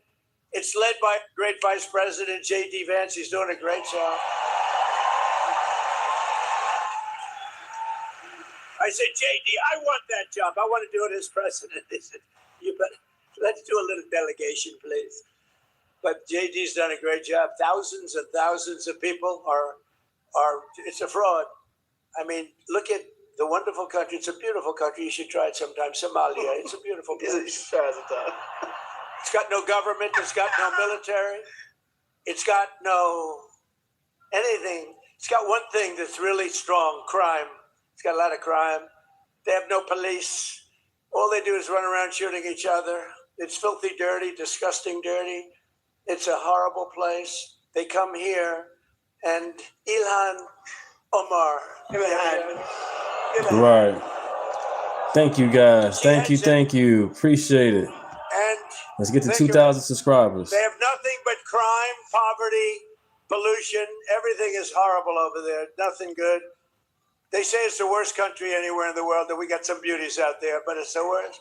And then she comes here from Somalia, and she tells us how to run the United States of America. She says, the Constitution gives me certain rights. And I demand that I be given these rights. Get the hell out. What a phony.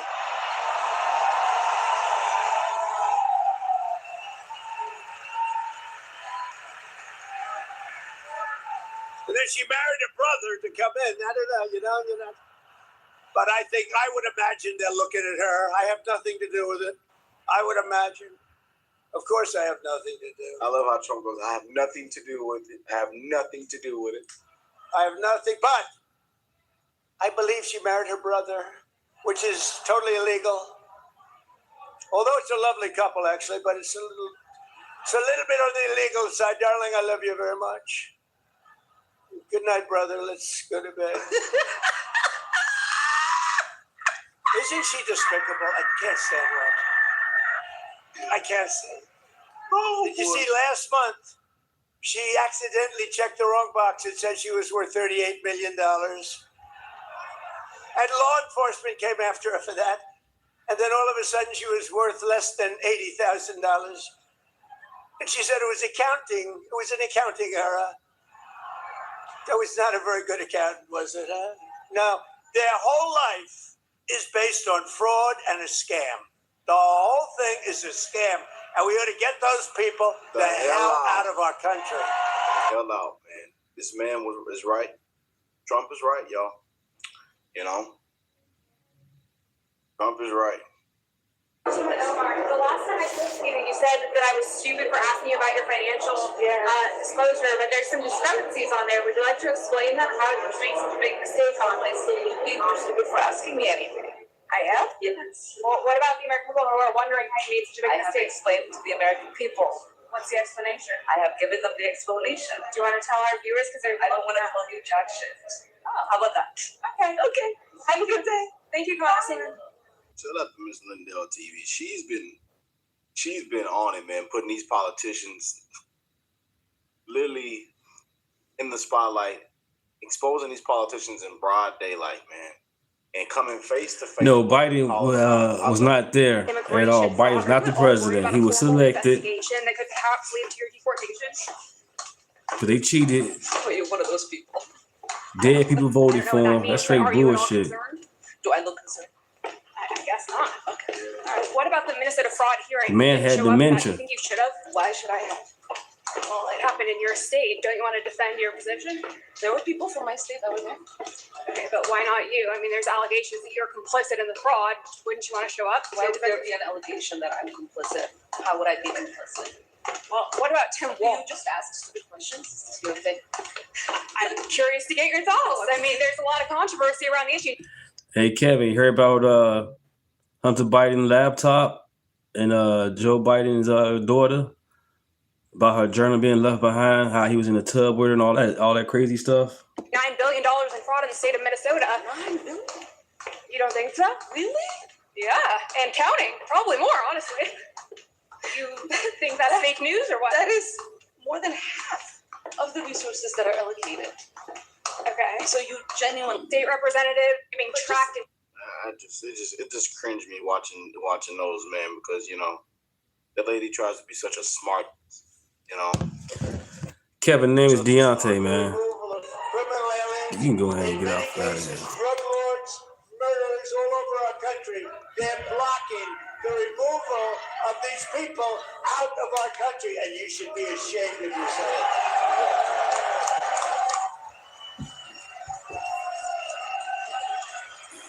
Oh boy, but let's get into the big update we have. Here we are, ladies and gentlemen. Right, Whoopi Goldberg, Bill Gates, Hakeem Jeffries.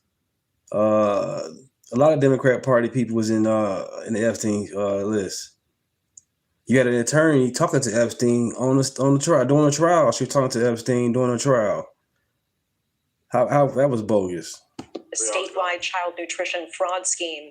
The lawmakers are seeking Omar's written and electronic communications involving the state's Feeding Our Future program, which misused millions of dollars in taxpayer funds.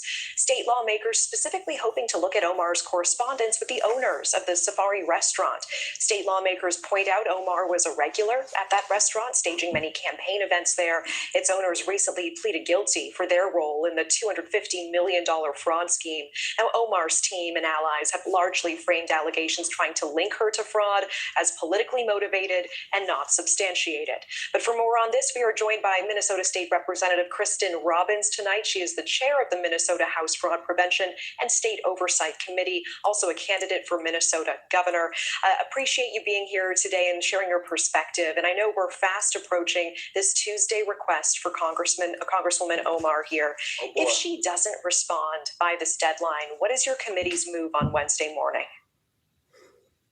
We hope she will respond. She certainly owes it to Minnesota taxpayers and families to respond to our questions.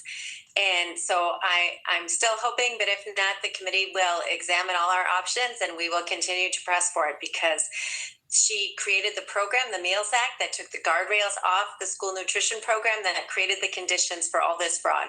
And she should come and answer our questions. Will you try to subpoena her? So we will look at all the options. We'll see what happens next week in committee. Assuming that she doesn't respond, and I'm not sure that she would. I mean, given she's a member of Congress, it doesn't seem that the committee has actual authority to get her to show up. Let's assume she does not respond. Will the committee be pursuing a subpoena on Wednesday? So we are looking at all the options.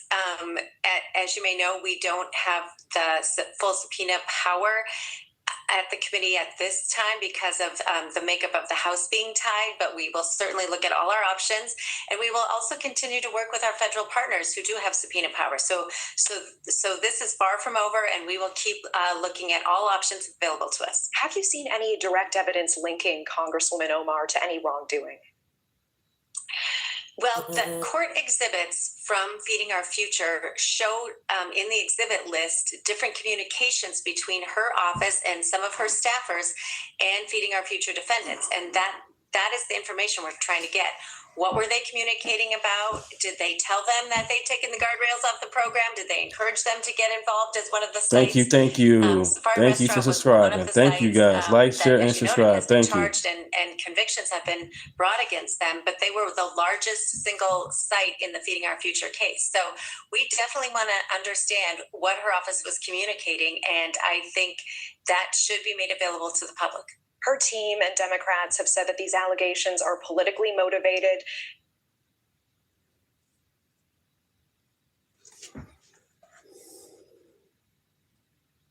The amazing thing is they use these straight of hormones. We don't. We don't use it. We don't need it. We have a lot of oil. And, well, wait a minute.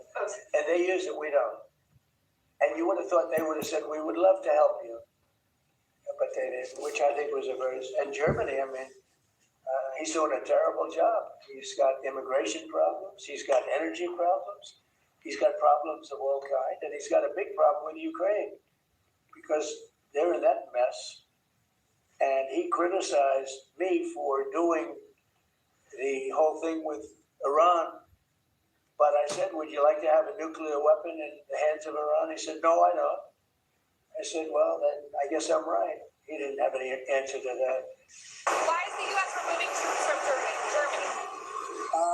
We're going to cut way down, and we're cutting a lot further than 5,000. Thank you very much. Now, in terms of this latest announcement, Project Freedom, the president says that this will aim to free up companies. Meanwhile, and as we'll discuss later, we are an energy superpower, third largest oil producer, fourth largest natural gas, largest hydro renewable base. We're committed to addressing climate change while providing reliable, affordable energy to our citizens and partners. In closing, we're here because of your invitation. Again, thank you for that. But we're here because of the moral and security imperatives of our cooperation in the Caucasus, in the Baltics, in Ukraine, across Europe, and also because of the immense potential for our partnerships to build a better, more prosperous, sustainable, and just world for our citizens. And I'll close with this. It's my strong personal view that as the international order will be rebuilt, but it will be rebuilt out of Europe. And so I'm very appreciative of So we got to follow up on our coverage of the Iran conflict and NATO. Fact is that NATO has not been very helpful when it comes to this conflict with Iran. They proved themselves to be a paper tiger. What up, Matt? Useful to us at all. Okay, and they're starting to get really annoying. Okay, while they're having meetings, where they may or may not do something to secure their own oil shipping routes out in the Strait of Hormuz, which currently Iran claims to have control over, despite the fact that their ships can't really leave due to the U.S. blockade. Despite all this, President Trump is still working on an operation to open up the Strait of Hormuz, to guide ships through the strait that have nothing to do with the conflict. Meanwhile, to Operation Epic Fury, right now, U.S. forces are expected to be helping ships trapped in the Strait of Hormuz. It's called Project Freedom. It comes after a second UK ship is reporting they were attacked in the critical waterway. Brian Yennis joins us live from Tel Aviv with the latest. Hey, Brian. Hey, good morning. Well, Project Freedom launched this morning. The president calls it a humanitarian effort to safely guide some 800 cargo ships and tankers and their 20,000 crew members safely out of the Strait of Hormuz. The president says these stranded ships are running out of food and supplies and are merely neutral bystanders in this whole thing. In a very lengthy Truth Social post, President Trump went on to say, for the good of Iran, the Middle East, and the United States, we've told these countries that we will guide their ships safely out of these restricted waterways so that they can freely and ably get on with their business. The ship movement is merely meant to free up people, companies, and countries that have done absolutely nothing wrong. They are victims of circumstance. This is a humanitarian gesture on behalf of the U.S., Middle Eastern countries, but in particular, the country of Iran. The president warned Iran that any interference with this humanitarian mission will be, quote, dealt with forcefully. CENTCOM says guided missile destroyers, over 100 land and sea-based aircraft, and 15,000 service members are supporting this mission. Project Freedom is described as a coordination and information sharing effort to help guide these ships safely through the Strait of Hormuz. The Wall Street Journal reports U.S. Navy ships will not be escorting ships through the strait. The head of Iran's parliament's National Security and Foreign Policy Committee is, quote, warning any American interference in the new maritime regime of the Strait of Hormuz will be considered a violation of the ceasefire. The Strait of Hormuz and the Persian Gulf would not be managed by Trump's delusional posts. No one would believe blame game scenarios. The UK military says the U.S. has now established an enhanced security area for ships via Oman's territorial waters south of where traffic usually transits in the Strait of Hormuz. The UK warns that the security level, though, remains critical in the strait. Yesterday, an oil tanker was attacked, hit by unknown projectiles north of the UAE. And just before that, a cargo ship was attacked by multiple small boats near the coast of Iran. All crews are safe. Meanwhile, in a signed diplomatic negotiations may be heading in the right direction with Iran, the U.S. returned a seized Iranian container ship, the Tuska, back to Iran. Its 22 crew members are in Pakistan. They're being flown to Iran today. Pakistan, which has been mediating the negotiations between the U.S. and Iran, calls this a confidence-building measure amid these negotiations. And perhaps another good sign, guys, President Trump last night at the White House was asked by reporters and shouted questions, how are negotiations going? He had two words, quote, very well. Yeah, so despite all this, right, despite the fact that we're going out our way to help out the Europeans, right? To help out NATO, to help out our so-called allies with this straight situation that they can't even help themselves on, right? They're slow walking, okay? You have these people who are openly shit-talking the president and the current operation in Iran, okay? Like, for example, the German Chancellor, Friedrich Merz, who came out and basically claimed that the United States was being humiliated by Iran. Now, ich erkenne im Augenblick nicht, welchen strategischen Exit die Amerikaner jetzt wählen, zumal die Iraner offensichtlich sehr geschickt verhandeln oder eben sehr geschickt nicht verhandeln. Und die Amerikaner dann nach Islamabad reisen lassen und ohne Ergebnis wieder abreisen lassen.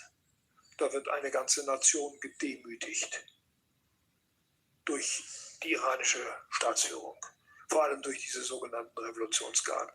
Yeah, so you say that, you heard that. Now, where you have so-called allies like Germany, Spain, France, the UK, etc., right? Who needs enemies, right? Because I'm not sure how these people are allies, right? I mean, seriously. These people are currently undermining the president of the United States, right? You have NATO leadership undermining the president because they don't want to secure their own oil shipping lanes. The only reason we care about the Strait of Hormuz is because it affects the global price of oil. That's the only reason we care. If it did not affect the global price of oil and it was just the Europeans getting choked out, right? We wouldn't give a damn, right? Let's keep it 100. So, you know, it's just crazy to me because he is criticizing the president for quote unquote being embarrassed during negotiations. But the reality is that the president would have a lot more leverage if the Europeans, if NATO actually was useful, right? If they were actually useful when it comes to securing their own oil shipping lanes, then we will have a whole lot more leverage over Iran. In fact, the conflict will be over, right? Let's be real, okay? Let's be real. But since we have to do it, and the only reason we're doing it is because it affects the global price of oil. We don't need oil from the Strait of Hormuz. We don't need that natural gas. We don't need any of that, right? The Europeans need it. Our so-called Asian allies need it, but we don't need it. The only reason it matters to us is because it affects global prices. That's it. That's the only reason it matters to us. And we're currently trying to negotiate with this country in order to make the conflict end in a way that these people are not going to boo-hoo, whine, and cry about, because let's be real, it's damned if you do, damned if you don't. If the president folds to Iran, they're going to criticize him for folding. If he escalates and he does what I think he honestly should do, which is to go ahead and destroy all of their military infrastructure, okay, bridges, roads, take Karg Island, go in and get the nukes ourselves. Yeah, let's just go ahead and just take them out all the way, right? And we was to do that, they'd be crying about that too. So it's really damned if you do, damned if you don't. These people are going to cry regardless of what the president does. They're going to criticize regardless of what the president does instead of supporting. And if these people actually support it, whether it be NATO, whether it be the liberal media, whether it be the Democrats, if they weren't actively undermining the president, the conflict would be over, right? Because Iran would have a lot less leverage. Iran's biggest piece of leverage is the liberal media in the United States, the Democrat Party, and NATO, the Europeans. The weakness of individuals like this guy, right? That's their biggest piece of leverage right now. Let's be real. Let's be real. Because if these people weren't actively rooting against the president, then, again, Trump would have the ability to do what he needs to do in order to get the conflict over with. And then on top of that, it's only been, 8 to 10 weeks? It hasn't been that long. And these people are, pretending like this war has been going on for 10 years now, right? It's like, well, it's only been 8 to 10 weeks, and we're already at a ceasefire, and they're currently negotiating. I wish that negotiations would go faster. I wish that negotiations would go ahead and be over with, but ultimately, at the end of the day, that's not how this stuff works. That's not how it works at all. But these people are not helping, right? They're certainly not helping while they're criticizing.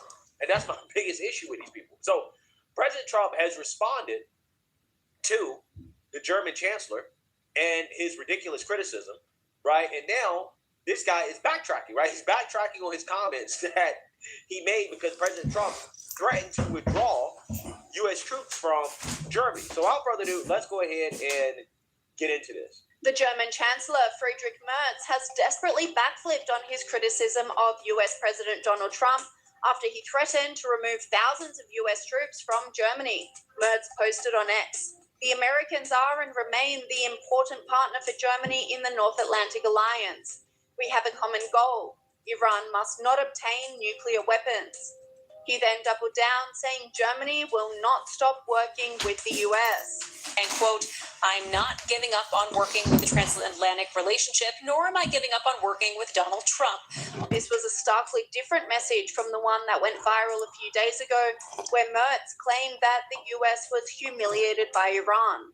Ich erkenne im Augenblick nicht, welchen strategischen Exit die Amerikaner. Thank you, guys. We're growing. Almost at 2,000 subs. Let's get to 2,000 subs. Why not? 50 people in the chat. Let's get it. Appreciate it. Die Amerikaner dann nach Islamabad reisen lassen und ohne Ergebnis wieder abreisen lassen.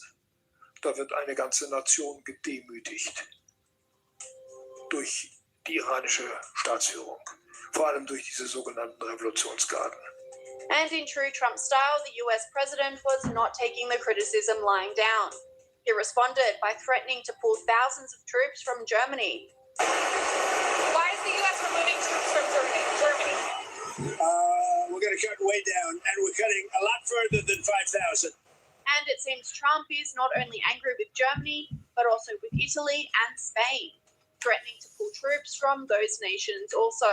Would you be considering the same thing for Spain and Italy? I mean, they haven't been exactly on board. Yeah, probably. I probably will. Why should I? Look, why shouldn't I? Italy has not been of any help to us, and Spain has been horrible, absolutely horrible. It's not even. All right, Clubber Lane. Thanks for stopping by. Name's Deontay. Or if they said, okay, we'll help, but now it's a little slow. But the level, and we helped them with Ukraine. They made a mess out of Ukraine, a total mess. And we helped them with Ukraine. Ukraine has nothing to do. We're an ocean apart. It has to do with them. It's like for them, it's their front door. We help them. And Biden gave them $350 billion, which is insane. It's one of the reasons the war went on. But when we needed them, they were not there. We have to remember that. Yeah, again, I think the president's spot on. We showed up to help them with Ukraine. Thank you, guys. Thank you. Like and subscribe and share. I appreciate you guys being in the chat. Name is Deontay. Thank you. We gave them billions of dollars in weapons. Okay, that without us, that country would be taken over by Russia, right? And the only reason we did it is because NATO begged us. They begged us to get involved. They said, listen, if Putin takes Ukraine, then he's going to take all of NATO. He's going to attack us too, right? And we showed up. Now when it comes to Iran and we say, hey, we just need you to play a support role, right? We just need you to go in here and to do some mind sweeping to secure the strait for yourselves. They're like, nah, we can't do it. The only thing we can do is have meetings about having meetings when we might do it.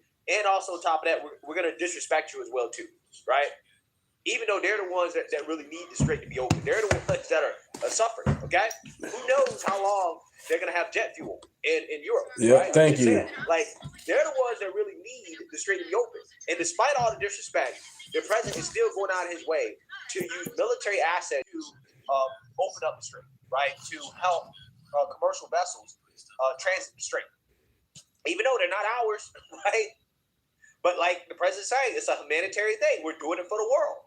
But that's what they expect of us at this point, right? They expect us to do all the dirty work, and then they want to shit talk us while expecting us to do the dirty work. And that's what I don't like about this. And the problem is that we could get away with abandoning them, with saying, screw you, right? We're just pulling out, period, right? We're just not going to help you at all. We could get away with it if it wasn't for the liberal media and Democrat Party, right? Let's be real. If it wasn't for the liberal media and the Democrat Party undermining the president, we could really, really, really show the Europeans, right? We could. But the unfortunate reality is that, again, because we have our media and the Democrats undermining the president, it's tough to deal with these people. It's a lot tougher to deal with these people than it should be. But President Trump's latest threat here to pull out U.S. troops from Germany would not only be a huge blow. Check this video out when you get a chance. Check it out. Check it out. Did this video this morning. Check it out. Check it out. Like, share, and subscribe, and comment. Germany as well too. You got to understand we have 35,000 troops stationed in Germany, right? One of our largest deployments overseas. Germany has historically spent below the 2% that they're required to spend for NATO defense. So basically, we've been their defense. They've been relying on us, just like all the other countries. Okay, and if we were to withdraw, then they would lose billions of dollars for their economy, right? Their local businesses would suffer a lot because of it. They also would have less defense. They would be more vulnerable, okay? As a country, they would have to step up and spend some money, less money on socialism and more on defense, right? The only reason the Europeans can afford their socialism, and it's really not affordable, to be honest with you, it's really not, because these countries are in massive amounts of debt, just like we are. They can't afford their socialism. But the only reason they got it right now is because they rely on us for their military, right?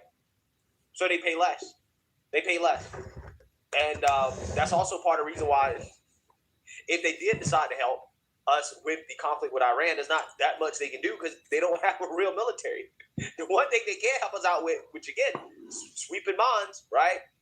Securing the Strait of Hormuz, they're slow walking it. And then they're shit talking at the same time. And that's what, again, is so annoying to me about these people, right? We're currently negotiating. We're in negotiation. Like the conflict has only been going on for 8 to 10 weeks.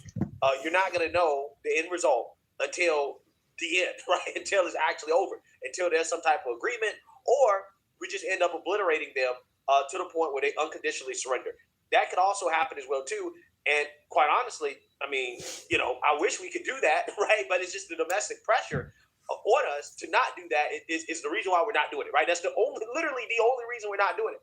It's because of domestic pressure, because we have people literally undermining the president from a PR perspective. And Iran knows this. They take advantage of this. That's why these people come out here and they literally repeat everything that the Iranians say. So, David, speaking of reporting, I'm going to let you sort through this one for all of us.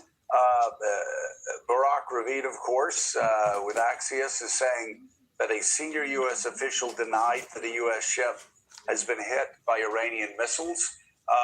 It is obviously we're in the early moments of this, so I certainly am not placing any sort of moral equivalency between government of Iran and the U.S. government. I will simply say we have 2 eyewitnesses saying that the ships were in fact hit. Which scripture on Revelation 13? Which scripture? One senior official right now on background telling Axios. But what verse I should say? Was hit. So hard to say, and we will need to wait at least a few hours before we get actionable information out of that area. But your thoughts on a U.S. official denying it to Axios, and then other news agencies saying that, in fact, a ship has been hit, according to 2 eyewitnesses. Armed forces, especially the aggressive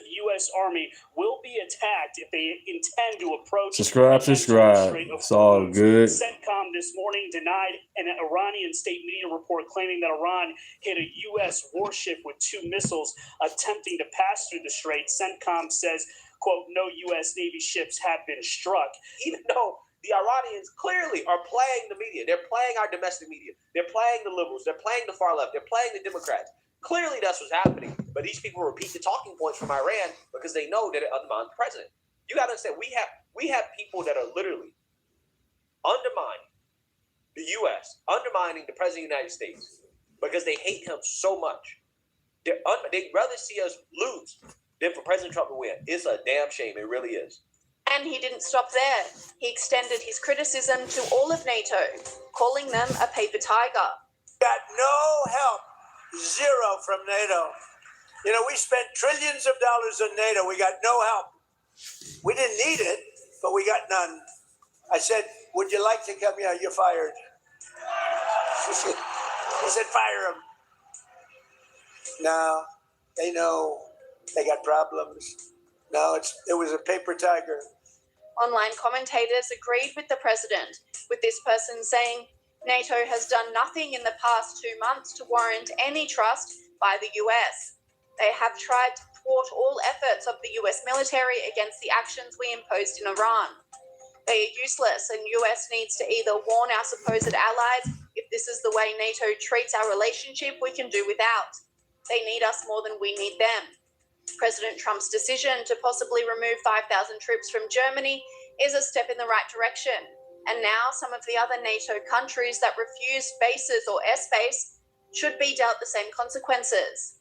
And whilst Trump is bickering with Europe, he has much bigger fish to fry with Iran, revealing he rejected a 14-point plan sent over by the Iranian leadership, and once again confirming there will be no agreement until nuclear weapons are off the table. They told me about the concept of the deal. U.S. President Donald Trump said he had yet to review the exact wording of a new Iranian peace proposal, but that he was unlikely to accept it. The reason, Trump said in a weekend social media post, was that Iran had, quote, not yet paid a big enough price for what they have done to humanity and the world over the last 47 years. Trump's post came after he publicly mused about the possibility of restarting airstrikes on Iran. If they misbehave, if they do something bad, but right now, we'll see. But it's a possibility that could happen, certainly. Yeah, I think they're letting the blockade, the economic pressure, do most of the work at this point, right? Because again, if we continue our military operation, the markets are going to tank, the liberal media is going to cry, Democrats are going to cry, the Europeans are going to cry, right? There's going to be a lot of people crying, which is why it's hard to do what we need to do to finish these people off, right? I'm serious, right? Like, I mean, do people understand what we're dealing with here, right? And we were... It's May 4th, 2026, and right now the U.S. has Abraham Lincoln Carrier Strike Group. This press release, U.S. military supports launch of Project Freedom in Strait of Hormuz. U.S. Central Command forces will begin supporting Project Freedom May 4th to restore freedom of navigation to commercial shipping through the Strait of Hormuz. The mission, directed by the president, will support merchant vessels. Thank you for the super chat. Appreciate that. 6-7. Thank you. Corridor like and subscribe. Appreciate oil that. Trade at sea and significant volumes of fuel and fertilizer products are transported through the strait. The quote goes on, our support for this defensive mission is essential to regional security and the global economy as we also maintain the naval blockade, said Admiral Brad Cooper, CENTCOM commander. Arbitrage off of the oil barrels. All right, so it looks like the war is back on. We've got drones and missiles coming out of Iran targeting commercial vessels, oil infrastructure in the UAE, and maybe even U.S. military vessels. Now, this is a changing situation. Like, the missiles are actually flying right now. So we'll get into what we know so far as of 11:15 a.m. Central Time on Monday, May 4th, 2026. Now, kind of the precursor here was a U.S. announcement last night called Project Freedom, announced by President Trump.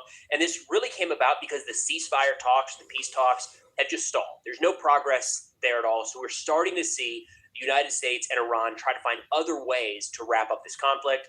The U.S. proposal last night was Project Freedom. U.S. Central Command confirmed that this morning, saying CENTCOM will begin supporting Project Freedom to restore freedom of navigation for commercial shipping through the Strait of Hormuz. I'm going to pull up a map here today. This is live UA map to give you an idea of some of the areas that we're talking about as we get through the video.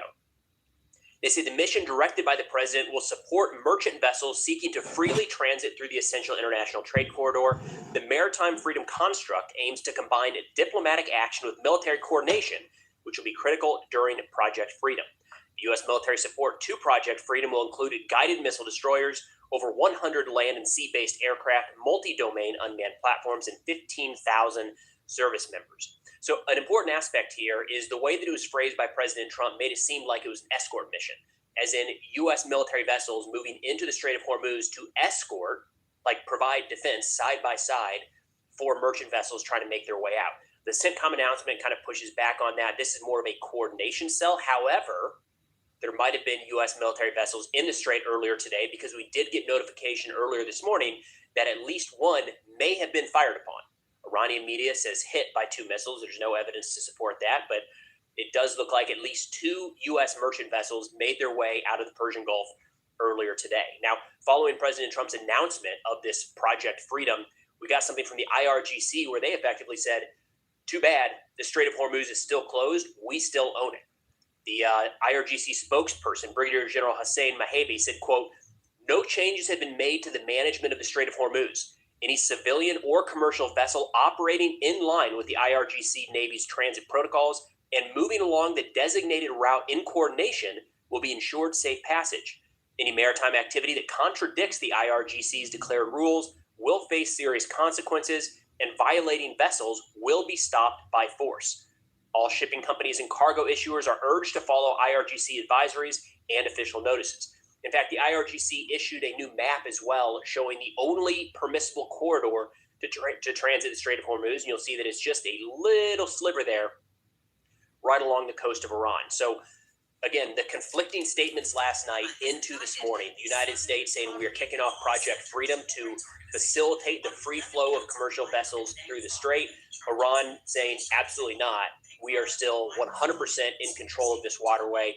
Nobody will move through. Now, it looks like a vessel did make it through, or at least a couple. U.S. Central Command issued a statement just a few hours ago saying the U.S. Navy guided missile destroyers are currently operating in the Arabian Gulf after transiting the Strait of Hormuz. In a statement, the organization said it is a federal grand jury in the state of Alabama has indicted the Southern Poverty Law Center, a civil rights organization, on 11 counts of wire and bank fraud related charges. So these charges include bank fraud, wire fraud, and conspiracy to commit money laundering. The U.S. Justice Department said these allegations are related to the civil rights organization's past use of paid informants to infiltrate extremist groups like the Ku Klux Klan here in the United States. In a statement, the organization said it is outraged by what it called false allegations and said it will vigorously defend itself, its staff, and its work. We'll keep an eye on this, let you know what develops. The Southern Poverty Law Center's union just voted to remove CEO Margaret White in support of Project Freedom. American forces are actively assisting efforts to restore transit for commercial shipping as a first step to U.S.-flagged merchant. Today, a few minutes ago, in the Middle District of Alabama, a grand jury returned an 11-count indictment charging the Southern Poverty Law Center with 6 counts of wire fraud, 4 counts of bank fraud, and 1 count of conspiracy to commit money laundering. Between 2014 and 2023, SPLC paid at least $3 million to 8 individuals at least. These individuals were affiliated with the Ku Klux Klan, United Klans of America, National Socialist Movement, Aryan Nations Affiliated Sadistic Souls Motorcycle Club, the Nationalist Socialist Party of America, Nazis, and the American Front.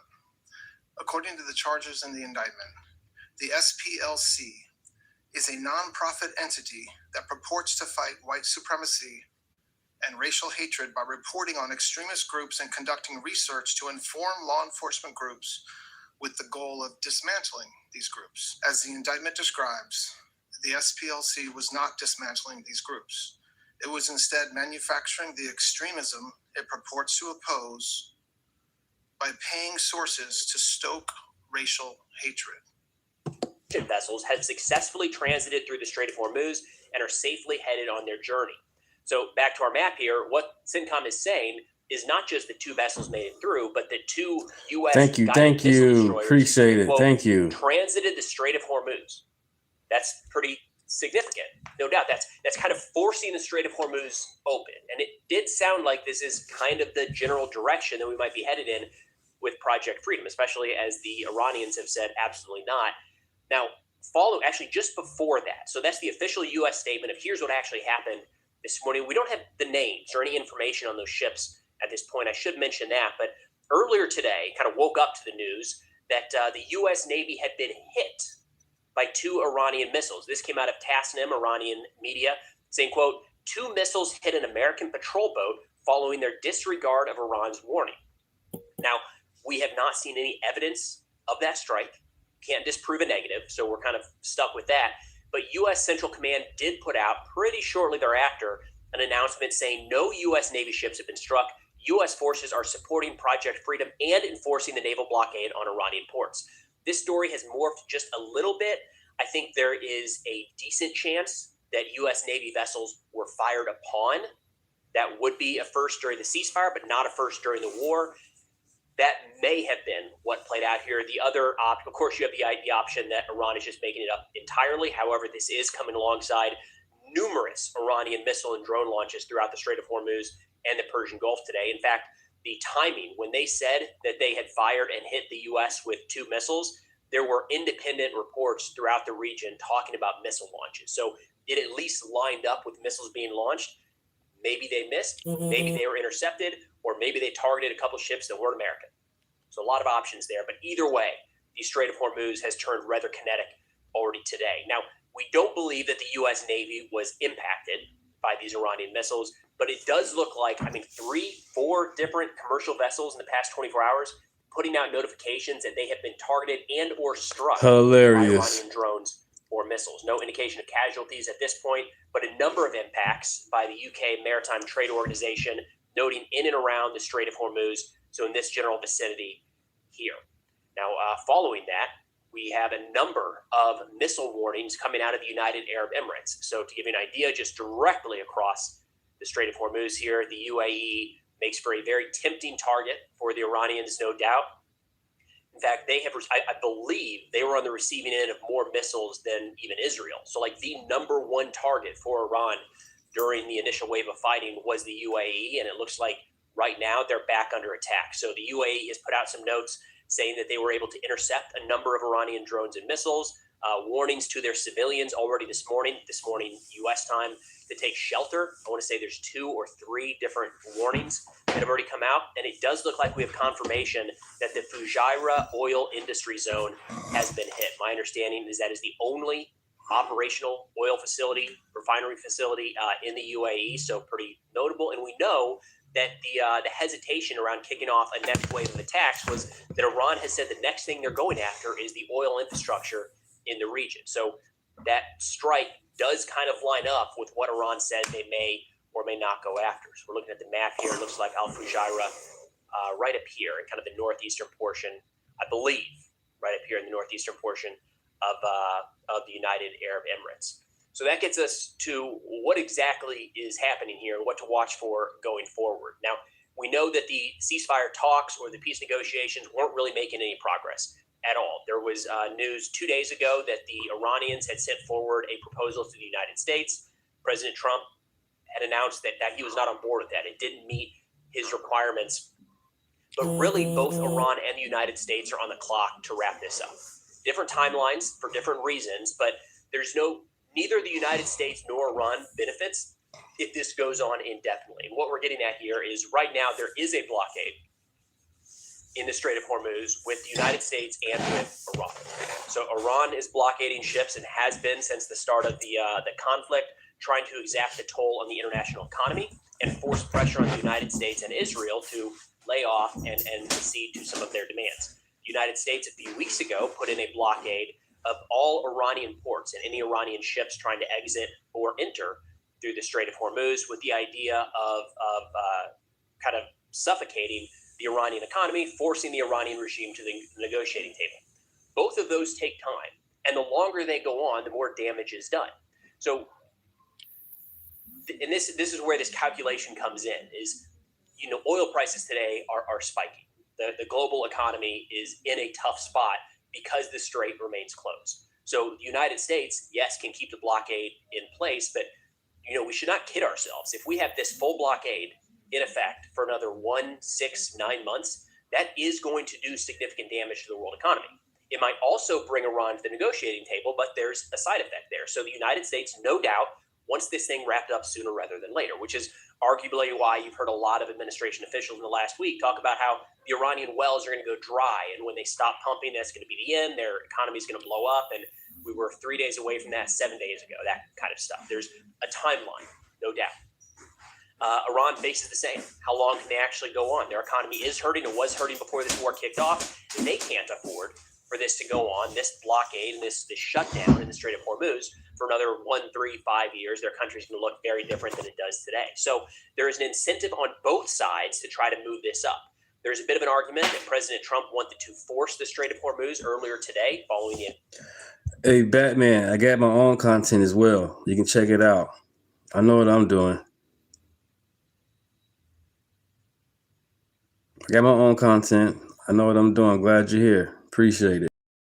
Like and subscribe and share and comment. Announcement of Project Freedom with the idea of getting the Iranians to attack and saying, we're going to put Iran in a tough spot. If we move through the Strait of Hormuz and they don't stop us and don't do anything, it shows that their blockade has been breached and can be breached, and maybe opens the doors for more commercial vessels to exit the area. And if they do fire upon us, then that gives us the green light to restart hostilities. I'm a little bit skeptical on that. Like, I understand the logic. The first part tracks. You want to test out that blockade and see if it's actually enforced, because it might not be. But there's not a clear military solution here. Just going back on the offensive for another 1, 3, 5. Check this one out. I just did it this morning, Zach. Batman. I got my own content. Check it out. Subscribe to it. And comment on it. Let me know what you think about it. Appreciate it. Weeks does not, by any stretch of the imagination, translate to a very clear U.S. and Israeli victory here. So not entirely certain of that one. The other argument being made is that Iran has been looking for a reason. I was a Democrat voter. I'm 43 years old. I know what the Democrat Party is. It's a party of corruption and bullshit. So I'm going to keep on watching conservative things and from conservative point of views, because I'm conservative. I'm not going to watch anything Democrat. And if I do, it's just show the hypocrisy that they have and they be pushing and the lies. Both parties not perfect, but the Republican Party is way better than the Democrat Party, period. Y'all know that. Their whole history is corrupt. They fought against slavery, voting rights. They all just negative, period. The party never switched. To restart hostilities because they expect the United States is getting ready to. The Epstein list been around damn near 15 years. Y'all get on these people's platforms and my platform and keep on talking about this Epstein files. I hope y'all have that same energy then, because y'all come on my platform, other people's platforms saying the same shit. You need to check y'all hard drives around here. Y'all care about Epstein files so much. Check y'all hard drives, because it's been out for damn near 15 years. The bomb any day now. And I can understand that because we've been making that threat since the ceasefire went into place. So they were looking for any excuse to start their offensive strikes before U.S. aircraft were overhead and going after some of these, the missile facilities and the launch sites that have been likely restocked and rebuilt and dug out since the ceasefire went into place 3 weeks ago. So I think there's, at this point, a pretty fair argument to be made in either direction, whichever side could benefit more from the resumption of hostilities at this point. But I think what's pretty clear is the fighting has resumed. We'll see how long it takes. A grand jury returned an 11 count. Today, a few minutes ago, in the Middle District of Alabama, a grand jury returned an 11 count indictment charging the Southern Poverty Law Center with 6 counts of wire fraud, 4 counts of bank fraud, and 1 count of conspiracy to commit money laundering. Between 2014 and 2023, SPLC paid at least $3 million to 8 individuals at least. These individuals were affiliated with the Ku Klux Klan, United Klans of America, National Socialist Movement, Aryan Nations Affiliated Sadistic Souls Motorcycle Club, the Nationalist Socialist Party of America, Nazis. Takes for anybody to actually talk about the ceasefire being violated or the ceasefire no longer being in effect. But as of right now, there's been no talk of that, just the continued escalation on both sides. And what I'll be watching for here in the next couple hours is U.S. military strikes. So there has not been any indication that the U.S. is carrying anything out or moving additional assets into theater, but we do have a lot of firepower forward deployed. And with Iran starting to strike oil infrastructure in the region, you have to expect that the United States is looking at some sort of retaliatory blow in the very near term. That's all we got for now. Thanks for watching, and I'll see y'all next time.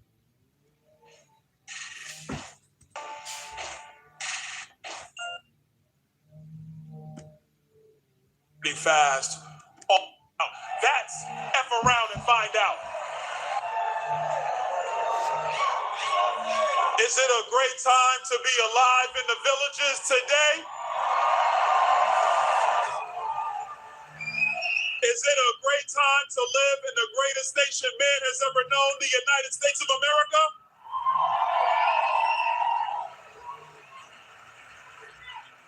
Aren't you glad that Kamala Harris is not president of the United States?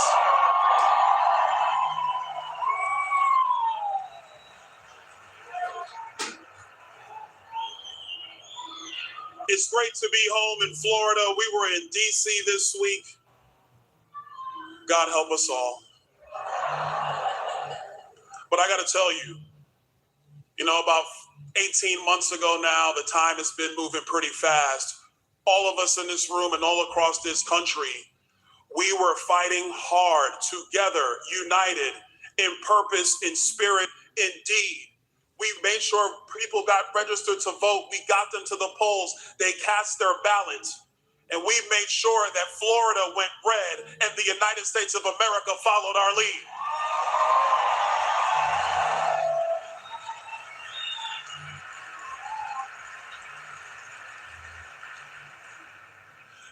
During the presidential campaign, the president and I would talk about how we felt the polls were going. And as we started getting into, mid-October, late October, I said to him, I said, sir, I think you're going to sweep the battleground states. And he would be like, really? And I would say, I don't want to talk about it publicly because I don't want to jinx it. But no matter where you were in America, one thing was clear. The American people were fed up. They were fed up. They were done. We were tired of the reckless policies of Joe Biden and Kamala Harris. We were sick to death of the insanity of Nancy Pelosi.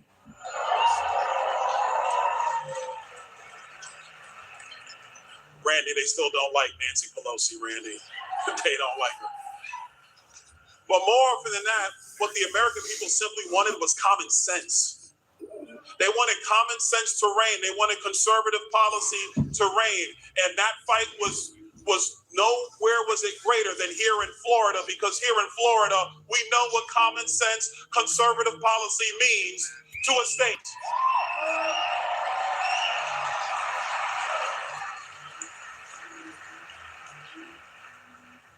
And so election night was a great night because he swept the battleground states. He won the popular vote because the American people spoke loud Bye, and Felicia. clear. They wanted Batman, go ahead and buy, man. Get up out this chat. to make America great again.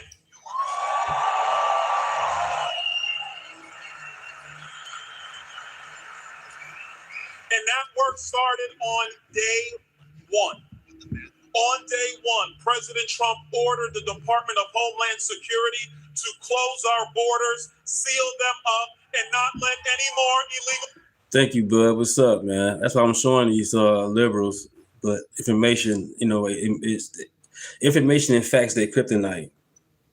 They get to call us names. Aliens into the United States of America.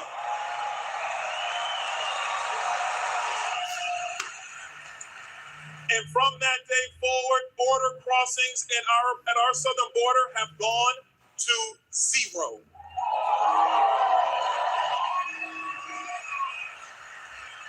Proving once and for all that this wasn't about Washington not being able to get something done. This was about having a president of the United States that puts the American people first and puts America first. USA. And then he started the work of having the Department of Homeland Security, and yes, let's call them exactly what they are, our ICE agents who were red-blooded Americans, who are patriots to this country, who deserve the respect of everybody in this country.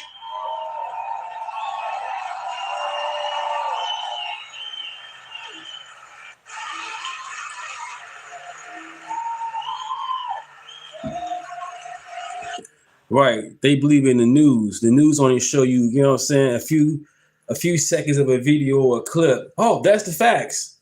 What I'm doing, I'm giving you a whole broad of information. I'm not giving you a 10-second dopamine effect. I'm giving you the whole broad, you know?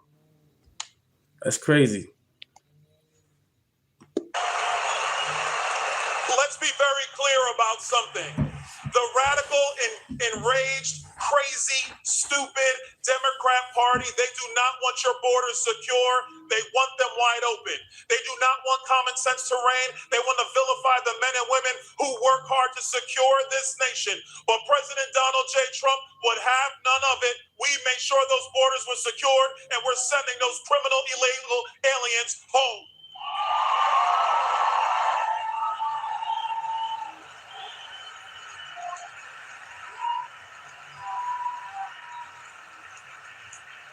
And then on Capitol Hill, we got to work.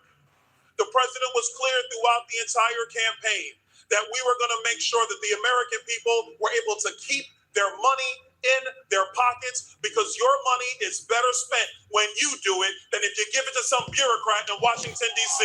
Hello.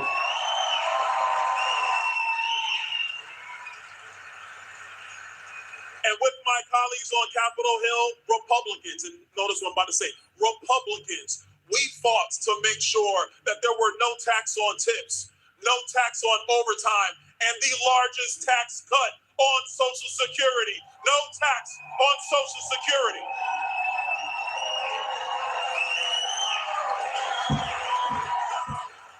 So let's be clear, when you go to the polls this November, you make sure the Democrats know loud and clear that you never fought for us. You never stood for us. You never protected this nation. You don't stand for our Constitution, and you do not deserve to have any power in Washington or anywhere else in America.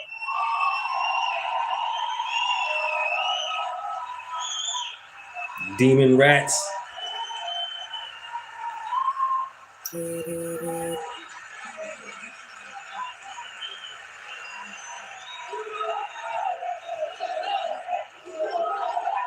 USA, USA, USA. You got Hakeem Jeffries coming down here trying to lecture our governor and our members of the legislature. He's talking about how we're gonna F around and find out. Us in Florida? What a fool.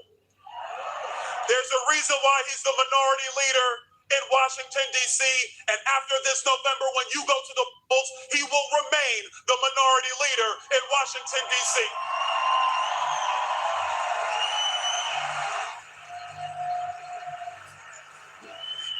Because the only thing that the Democrats want to do is impeach Donald Trump. The only thing they want to do is impeach. We got another crazy one. Impeach Pete Hegseth. Pete Hegseth is doing a great job as the Secretary of...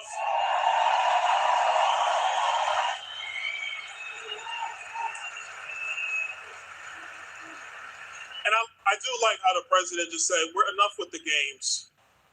It's the Secretary of War. Because if our adversaries and our enemies think that we are going to hold back on them, they will find out like the Iranians found out.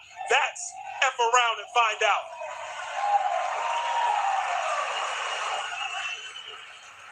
Recruitment in the military armed forces is at record levels. And it's at record levels because young men and young women across America realize that President Trump has their back and that the culture will be about making sure they are prepared to defend this enemy against this nation against all enemies.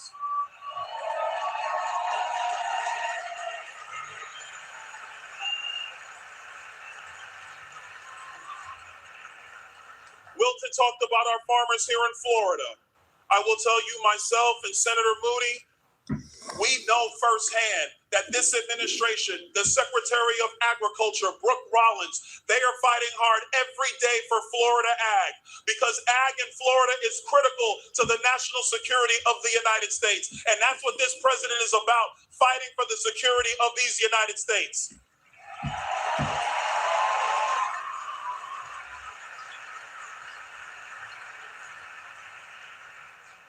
And then we got to this craziness. You had our ICE agents doing their job that you, the American people, asked them to do. You asked them to do that job. You asked them to do that job because you made Donald Trump the 47th president of the United States.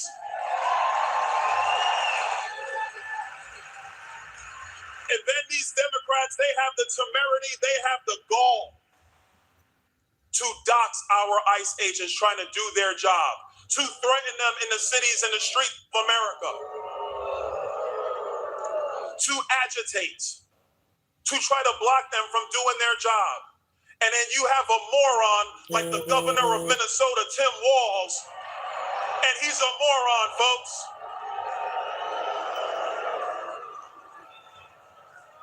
Who did not do what our governor here in Florida, Ron DeSantis, has done. That fool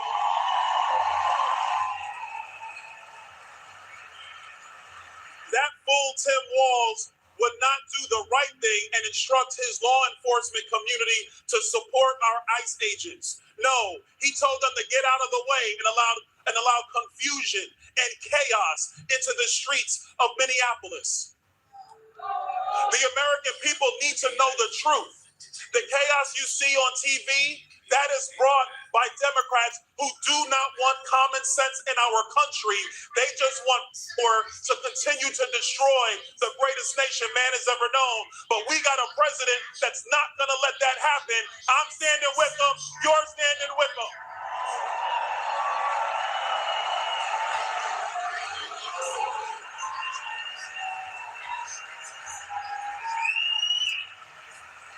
Pro Oaks, what up, what up? People need to know the truth. Here's the truth. The Democrats do not care about your well-being. When Joe Biden was in charge, there was more fentanyl being trafficked into this country. That was the number one killer of Americans between the ages of 18 and 45, and they did nothing. When Joe Biden was in charge, the drug cartels had operational control of our southern border. And on day one, Donald Trump said, hell no, they are terrorist organizations and we're going to stop them dead in their tracks.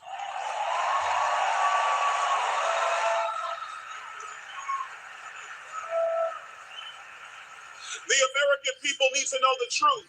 You want to know why it's so expensive to build housing in our country? Because the Democrats believe in radical regulatory policy that makes it harder to build housing, makes it harder to resource and have access to raw materials so we can decrease the cost of building homes in America. That is why these things are more expensive. And Ashley Moody's fighting in the Senate every single day. But she has a colleague.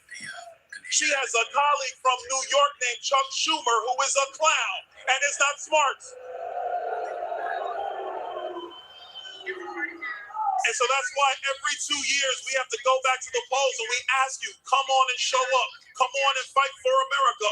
Come on and live up to the ideal laid out by Benjamin Franklin that this is a republic if you can keep it.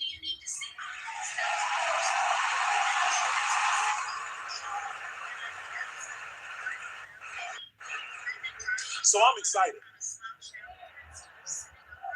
I'm excited because when we cross the state and when we invite President Trump home to Florida, when we have him come home to Florida, I see the same resolve that I saw in October of 2024. I see the same fighting spirit of the red-blooded men and women of the United States of America. I see that when the other king from across the pond came over, I mean, listen, can we talk about this for a moment? The Democrats are all in the street, no kings, no kings, no kings. They retarded. King Charles comes over and they're like, oh, this is amazing. Let's stand and applaud. So ridiculous. So ridiculous. But what I see is the fighting spirit of men and women who want to not just keep Florida free, they want to keep the United States free. They want the golden age of America to start today.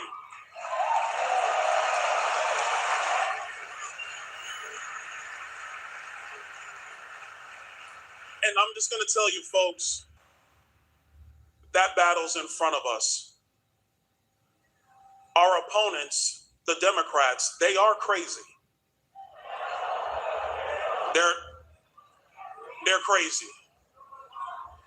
We got one of our colleagues from the Florida House who just passed new maps. Thank you, guys. The Florida House and the Florida Senate and Governor DeSantis. Thank you, guys. And one of these crazy Democrats had a bullhorn, and they were shouting in the bullhorn on the floor, almost blew out her eardrum. I mean, crazy. The only way you defeat crazy is you stand up to it. You stand up to it, you call it out when you see it, you make sure you get to the polls, you fight for this country, you cast your ballot, Right. you keep Florida red, and you tell the Democrats— Subscribe if you haven't already, everybody. Subscribe. just got beat again. Thank you so much.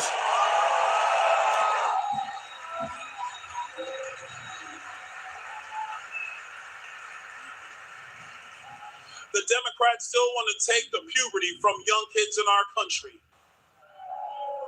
Congresswoman Kat Cammack is sitting down front row. Hey, Kat. How you doing? Thank you. Appreciate it. We had a bill on the floor of the House that once and for all would ban the mutilation of kids. Would ban it once and for all. And you had something like 180 Democrats vote no. Because they're radical, folks. Just because they lost doesn't mean they changed. They have the same policies, the same ideas, the same thing. Right, Democrat Party lose or anything, they can't get their way, they want to kill you. That's crazy. Because you can't get your way or you lost, you want to kill somebody. That drove up prices, the same thing that led to an invasion of our country, the same thing that let fentanyl kill our people, the same thing that allowed for Rachel Morin and Jocelyn Nungari to be murdered in the streets of America. They support the same policies and they have not changed. So we have a responsibility this November to support President Trump and to make sure we turn out every red-blooded American, regardless of party, to the polls to fight for this country once again.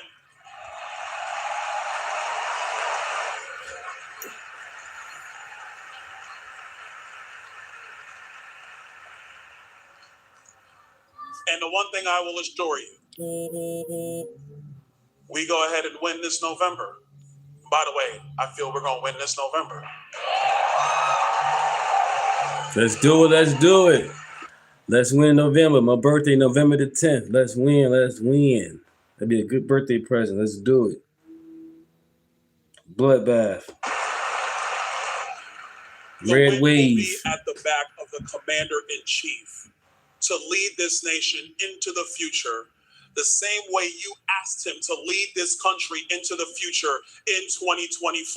He needs you now more than ever. We cannot stop because of the insanity of the radical left. We have to push on. We have to preserve this great nation for another 250 years, and that battle starts this November. God bless you, the villagers. We got this, y'all. God bless you guys. We got this. It is always great to be in Florida's friendliest hometown. God bless you. God bless America. God bless Florida. We're going to keep it red and we're going to keep it free. God bless you.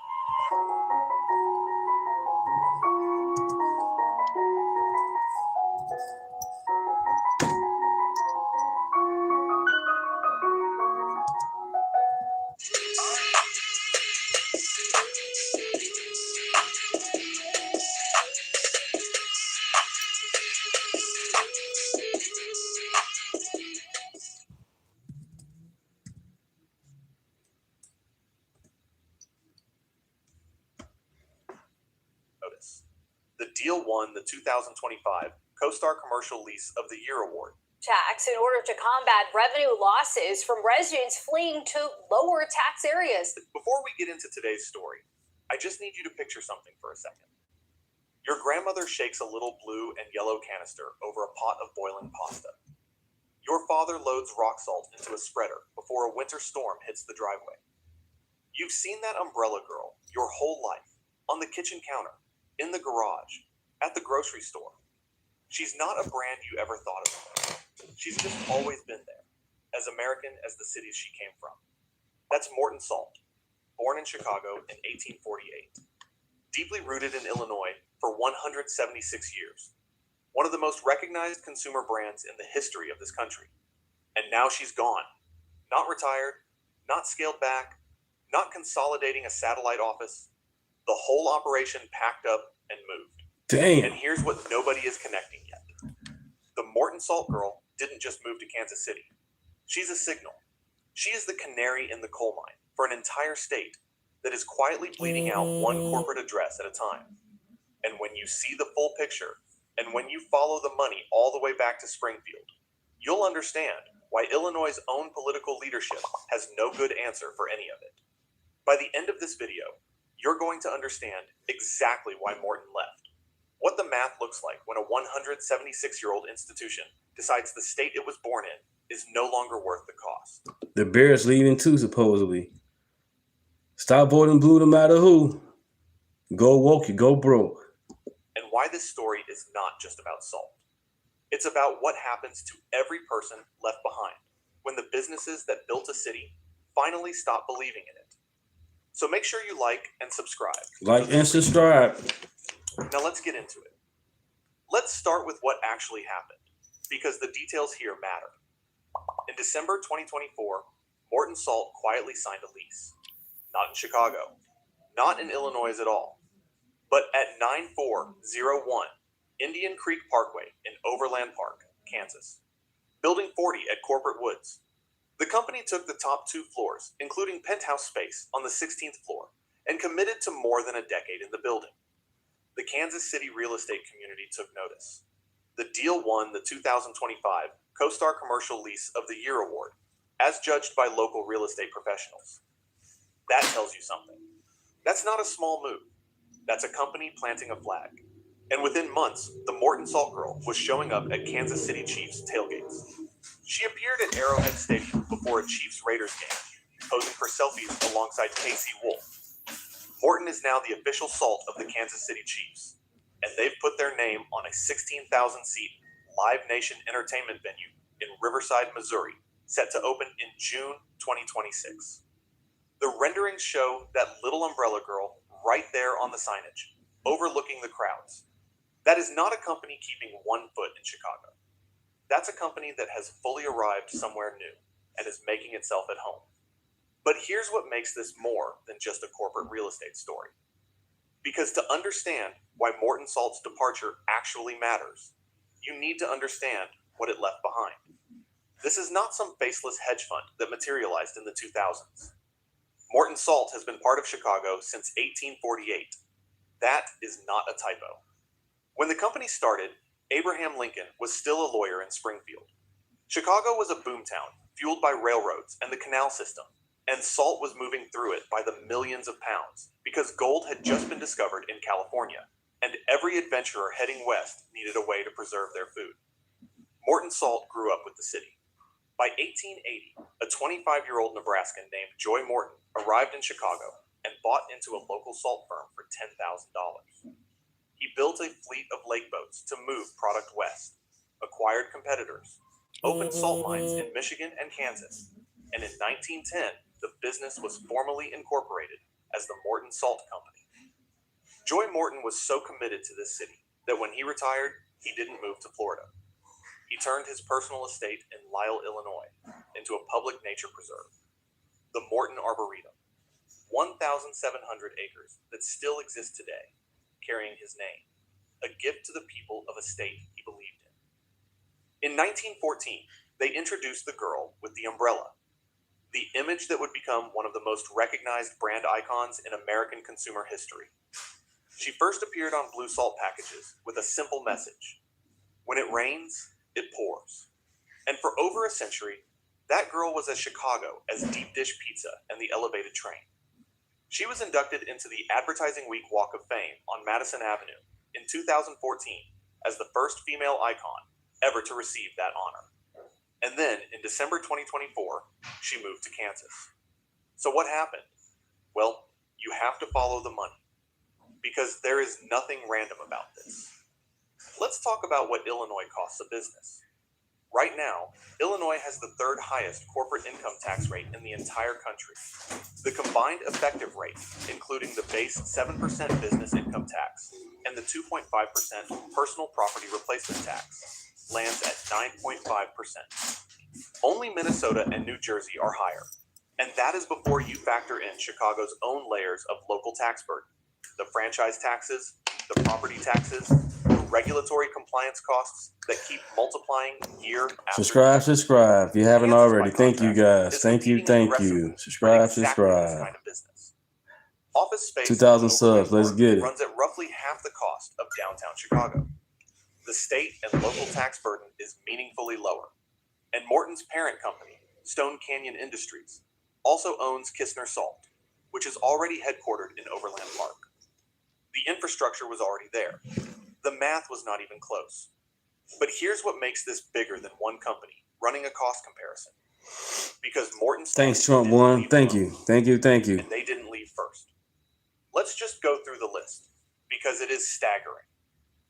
Citadel, one of the most powerful hedge funds in the world, moved its global headquarters out of Chicago to Miami. That is a firm managing hundreds of billions of dollars, simply done with Illinois. Boeing, the aerospace giant that had planted its corporate flag in Chicago in 2001 as a statement about the city's future, announced in 2024 it was relocating its headquarters to Arlington, Virginia. Gone. Caterpillar, the industrial machinery type that had been an Illinois anchor for a century, moved its global headquarters to Irving, Texas. Tyson Foods, TTX. The list is not getting shorter. It is getting longer every quarter. Illinois' business climate ranking has fallen from 29th in the nation in 2018 to 37th today.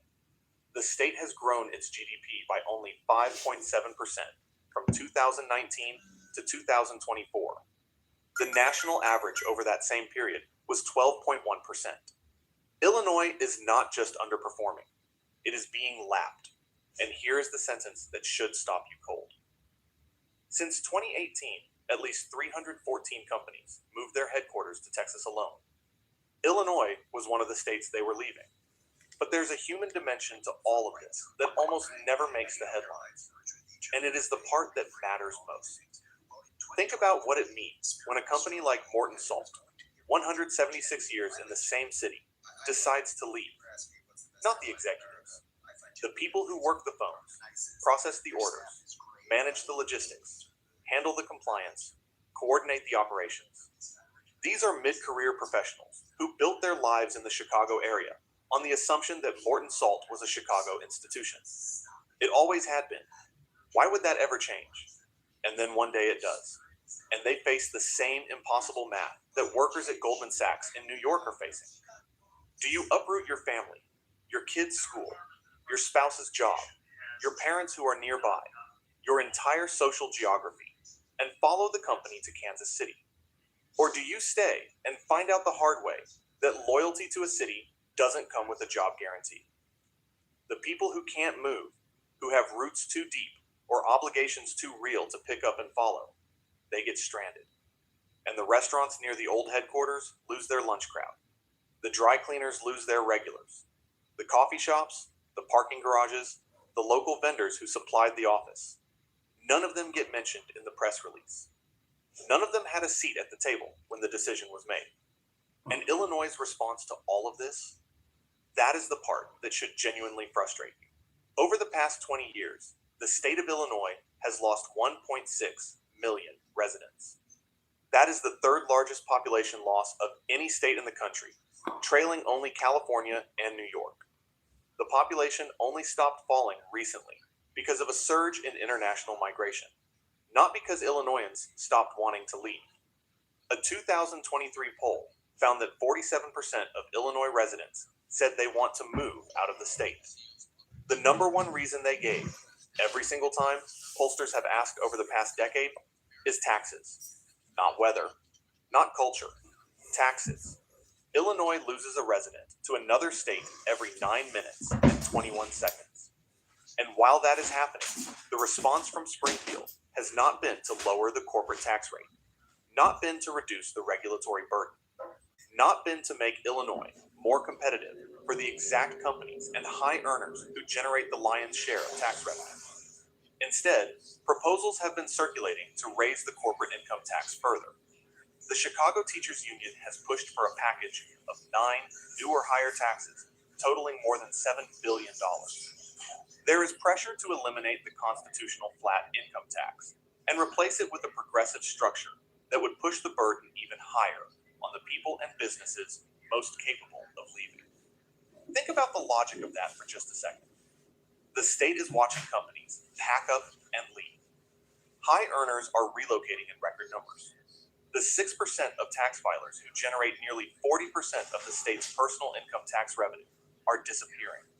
And the policy response is to raise taxes on whoever hasn't left yet. Jamie Dimon described the same dynamic playing out in New York, and he called it a death spiral. Fewer high earners means less revenue. Less revenue means higher taxes. Higher taxes push more people out. Repeat.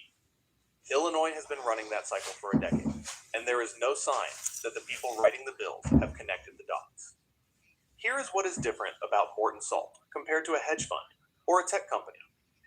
This was not a firm chasing venture capital or following billionaire lifestyle preferences. This was a manufacturer, a consumer staples company, a business with physical operations, real employees, and deep operational roots in the Midwest. When even that kind of company runs the numbers and decides Illinois is no longer worth it, you are not looking at an isolated tax avoidance strategy.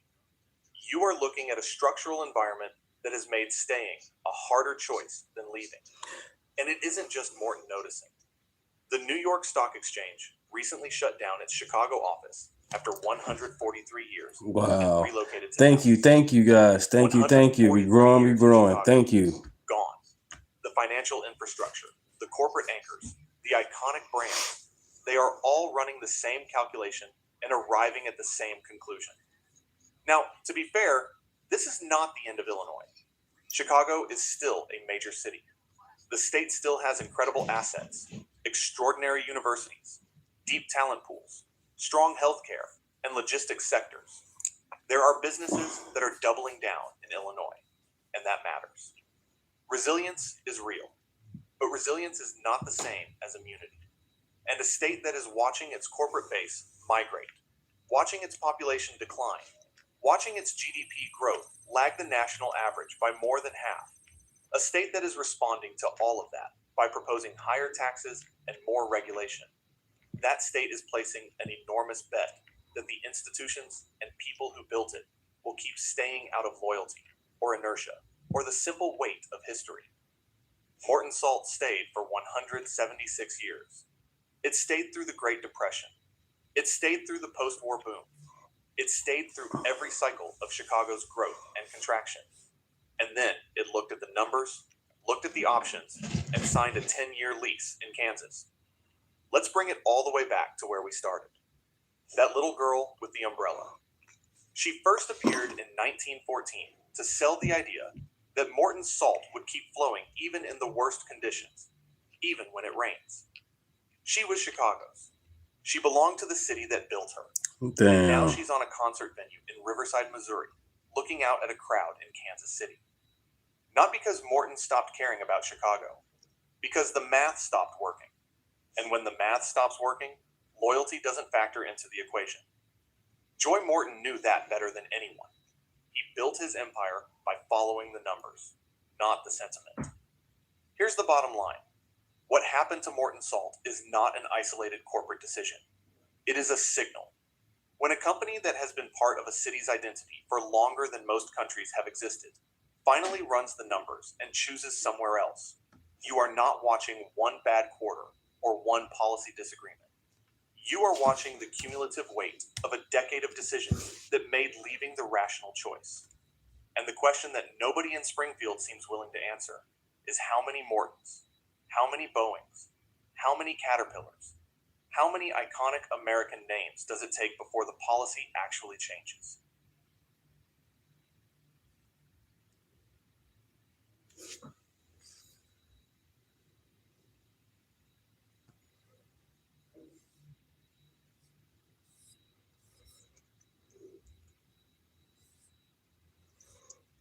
I thought I had it for you guys. What the heck?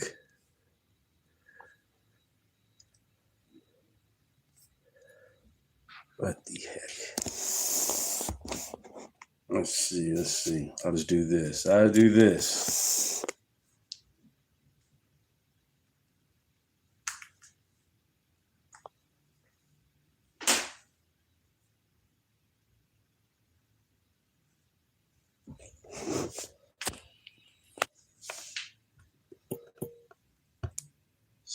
For a tweet she put out 2 years ago. She celebrated a blocked Spirit merger with JetBlue. She celebrated that. Here's what Transportation Secretary Sean Duffy had to say about it earlier on the program today. Elizabeth Warren trying to say that it was a Republican appointed judge, a Ronald Reagan judge that sealed the fate. No, it was a Biden DOJ that actually sued on the merger and put it in front of a judge. President Trump was focused on making sure that if the airline is going to go down, we're going to make sure that we're talking to the CEOs of other carriers, making sure they're going to step up and help with special fares for those Spirit customers, those Americans, to get them to their destinations, to which all the airlines have done. Kevin O'Leary with me this morning. All right, Kevin, do you think the government should intervene to bail out private companies like Spirit? Never. Capitalism works, America works, the economy's worked for 250 years because the winners win and the losers lose. The protein is never lost, Stuart. Think of Spirit Airlines as a dead fish. It's now drifting to the bottom of the ocean. The slugs will eat the protein and reprocess it into the environment, which is the economy. The reason Spirit failed, it was poorly managed. We don't want to back up weak managers. These are losers. And when they get to zero, which Spirit did, the good protein left in the business is taken over by the better managers, the airlines that are actually active. Those routes will be absorbed, those employees will be employed, the good ones. And so you've got this constant recreation of success. And that's really what we have to stay on. Now, when you get the government involved in bailing out a loser, you don't just do airlines. Every guy and his dog with a loser company with weak management is going to put their hand up. And I'm in Washington, D.C. right now. There's a lot of ducks downstairs here squawking for government money. They shouldn't get any of it. Well, that's the whole point. What do you say Let them about go Intel? win it in the environment, the economy they're competing in. Well, what do you say about Intel? Trump put a lot of money into Intel. I was so against that deal, and I'm on the record with you. I hate that deal. Absolutely hate it. That thing should have been sold for car parts a long time ago. Now, maybe they're getting government contracts, which is even worse, to keep them afloat. And I know the stock's moved up, but that is not an excuse to do this again. Let losers die. It's like a grandmother on the bed. She wants you to pull out the tubes. She wants to go. And we just don't let it happen. Let them die. Let the losers die. It's a theme I think everybody should be harping on. Sing together on this one. You're on dangerous ground with this one, so I'm going to move on. New data shows New York City lost 12,000 residents between June of 24 and July of 25, across all income levels, that is. What was the biggest factor driving people out of blue cities like New York? Stupid policy, bad policy, the highest tax city in America. Yet the services aren't any better, although I have to say the police are terrific. But you've got to ask yourself, look, if you keep doing this, if you keep raising the ratchet, even the middle class, when they approach retirement, say, why don't I move to Kentucky? Why don't I move to Tennessee? Why don't I go to Florida? What about Texas? What do I need to stay here for when in February it's miserable? Not just miserable taxes, miserable weather. So at the end of the day, New York's not competitive. That's my whole point. Now, Mandami has been using a lot of social media lately, and you've been tracking all of it, Stuart, that is hyping this rhetoric even higher. So if you're planning for your future and you're listening to that, you say, all right, enough, I'm out of here. Yeah, you do. That's exactly what's happening. Kevin O'Leary, always good. Thanks for joining us, Kevin. We'll see you again soon. Cheers. Take care.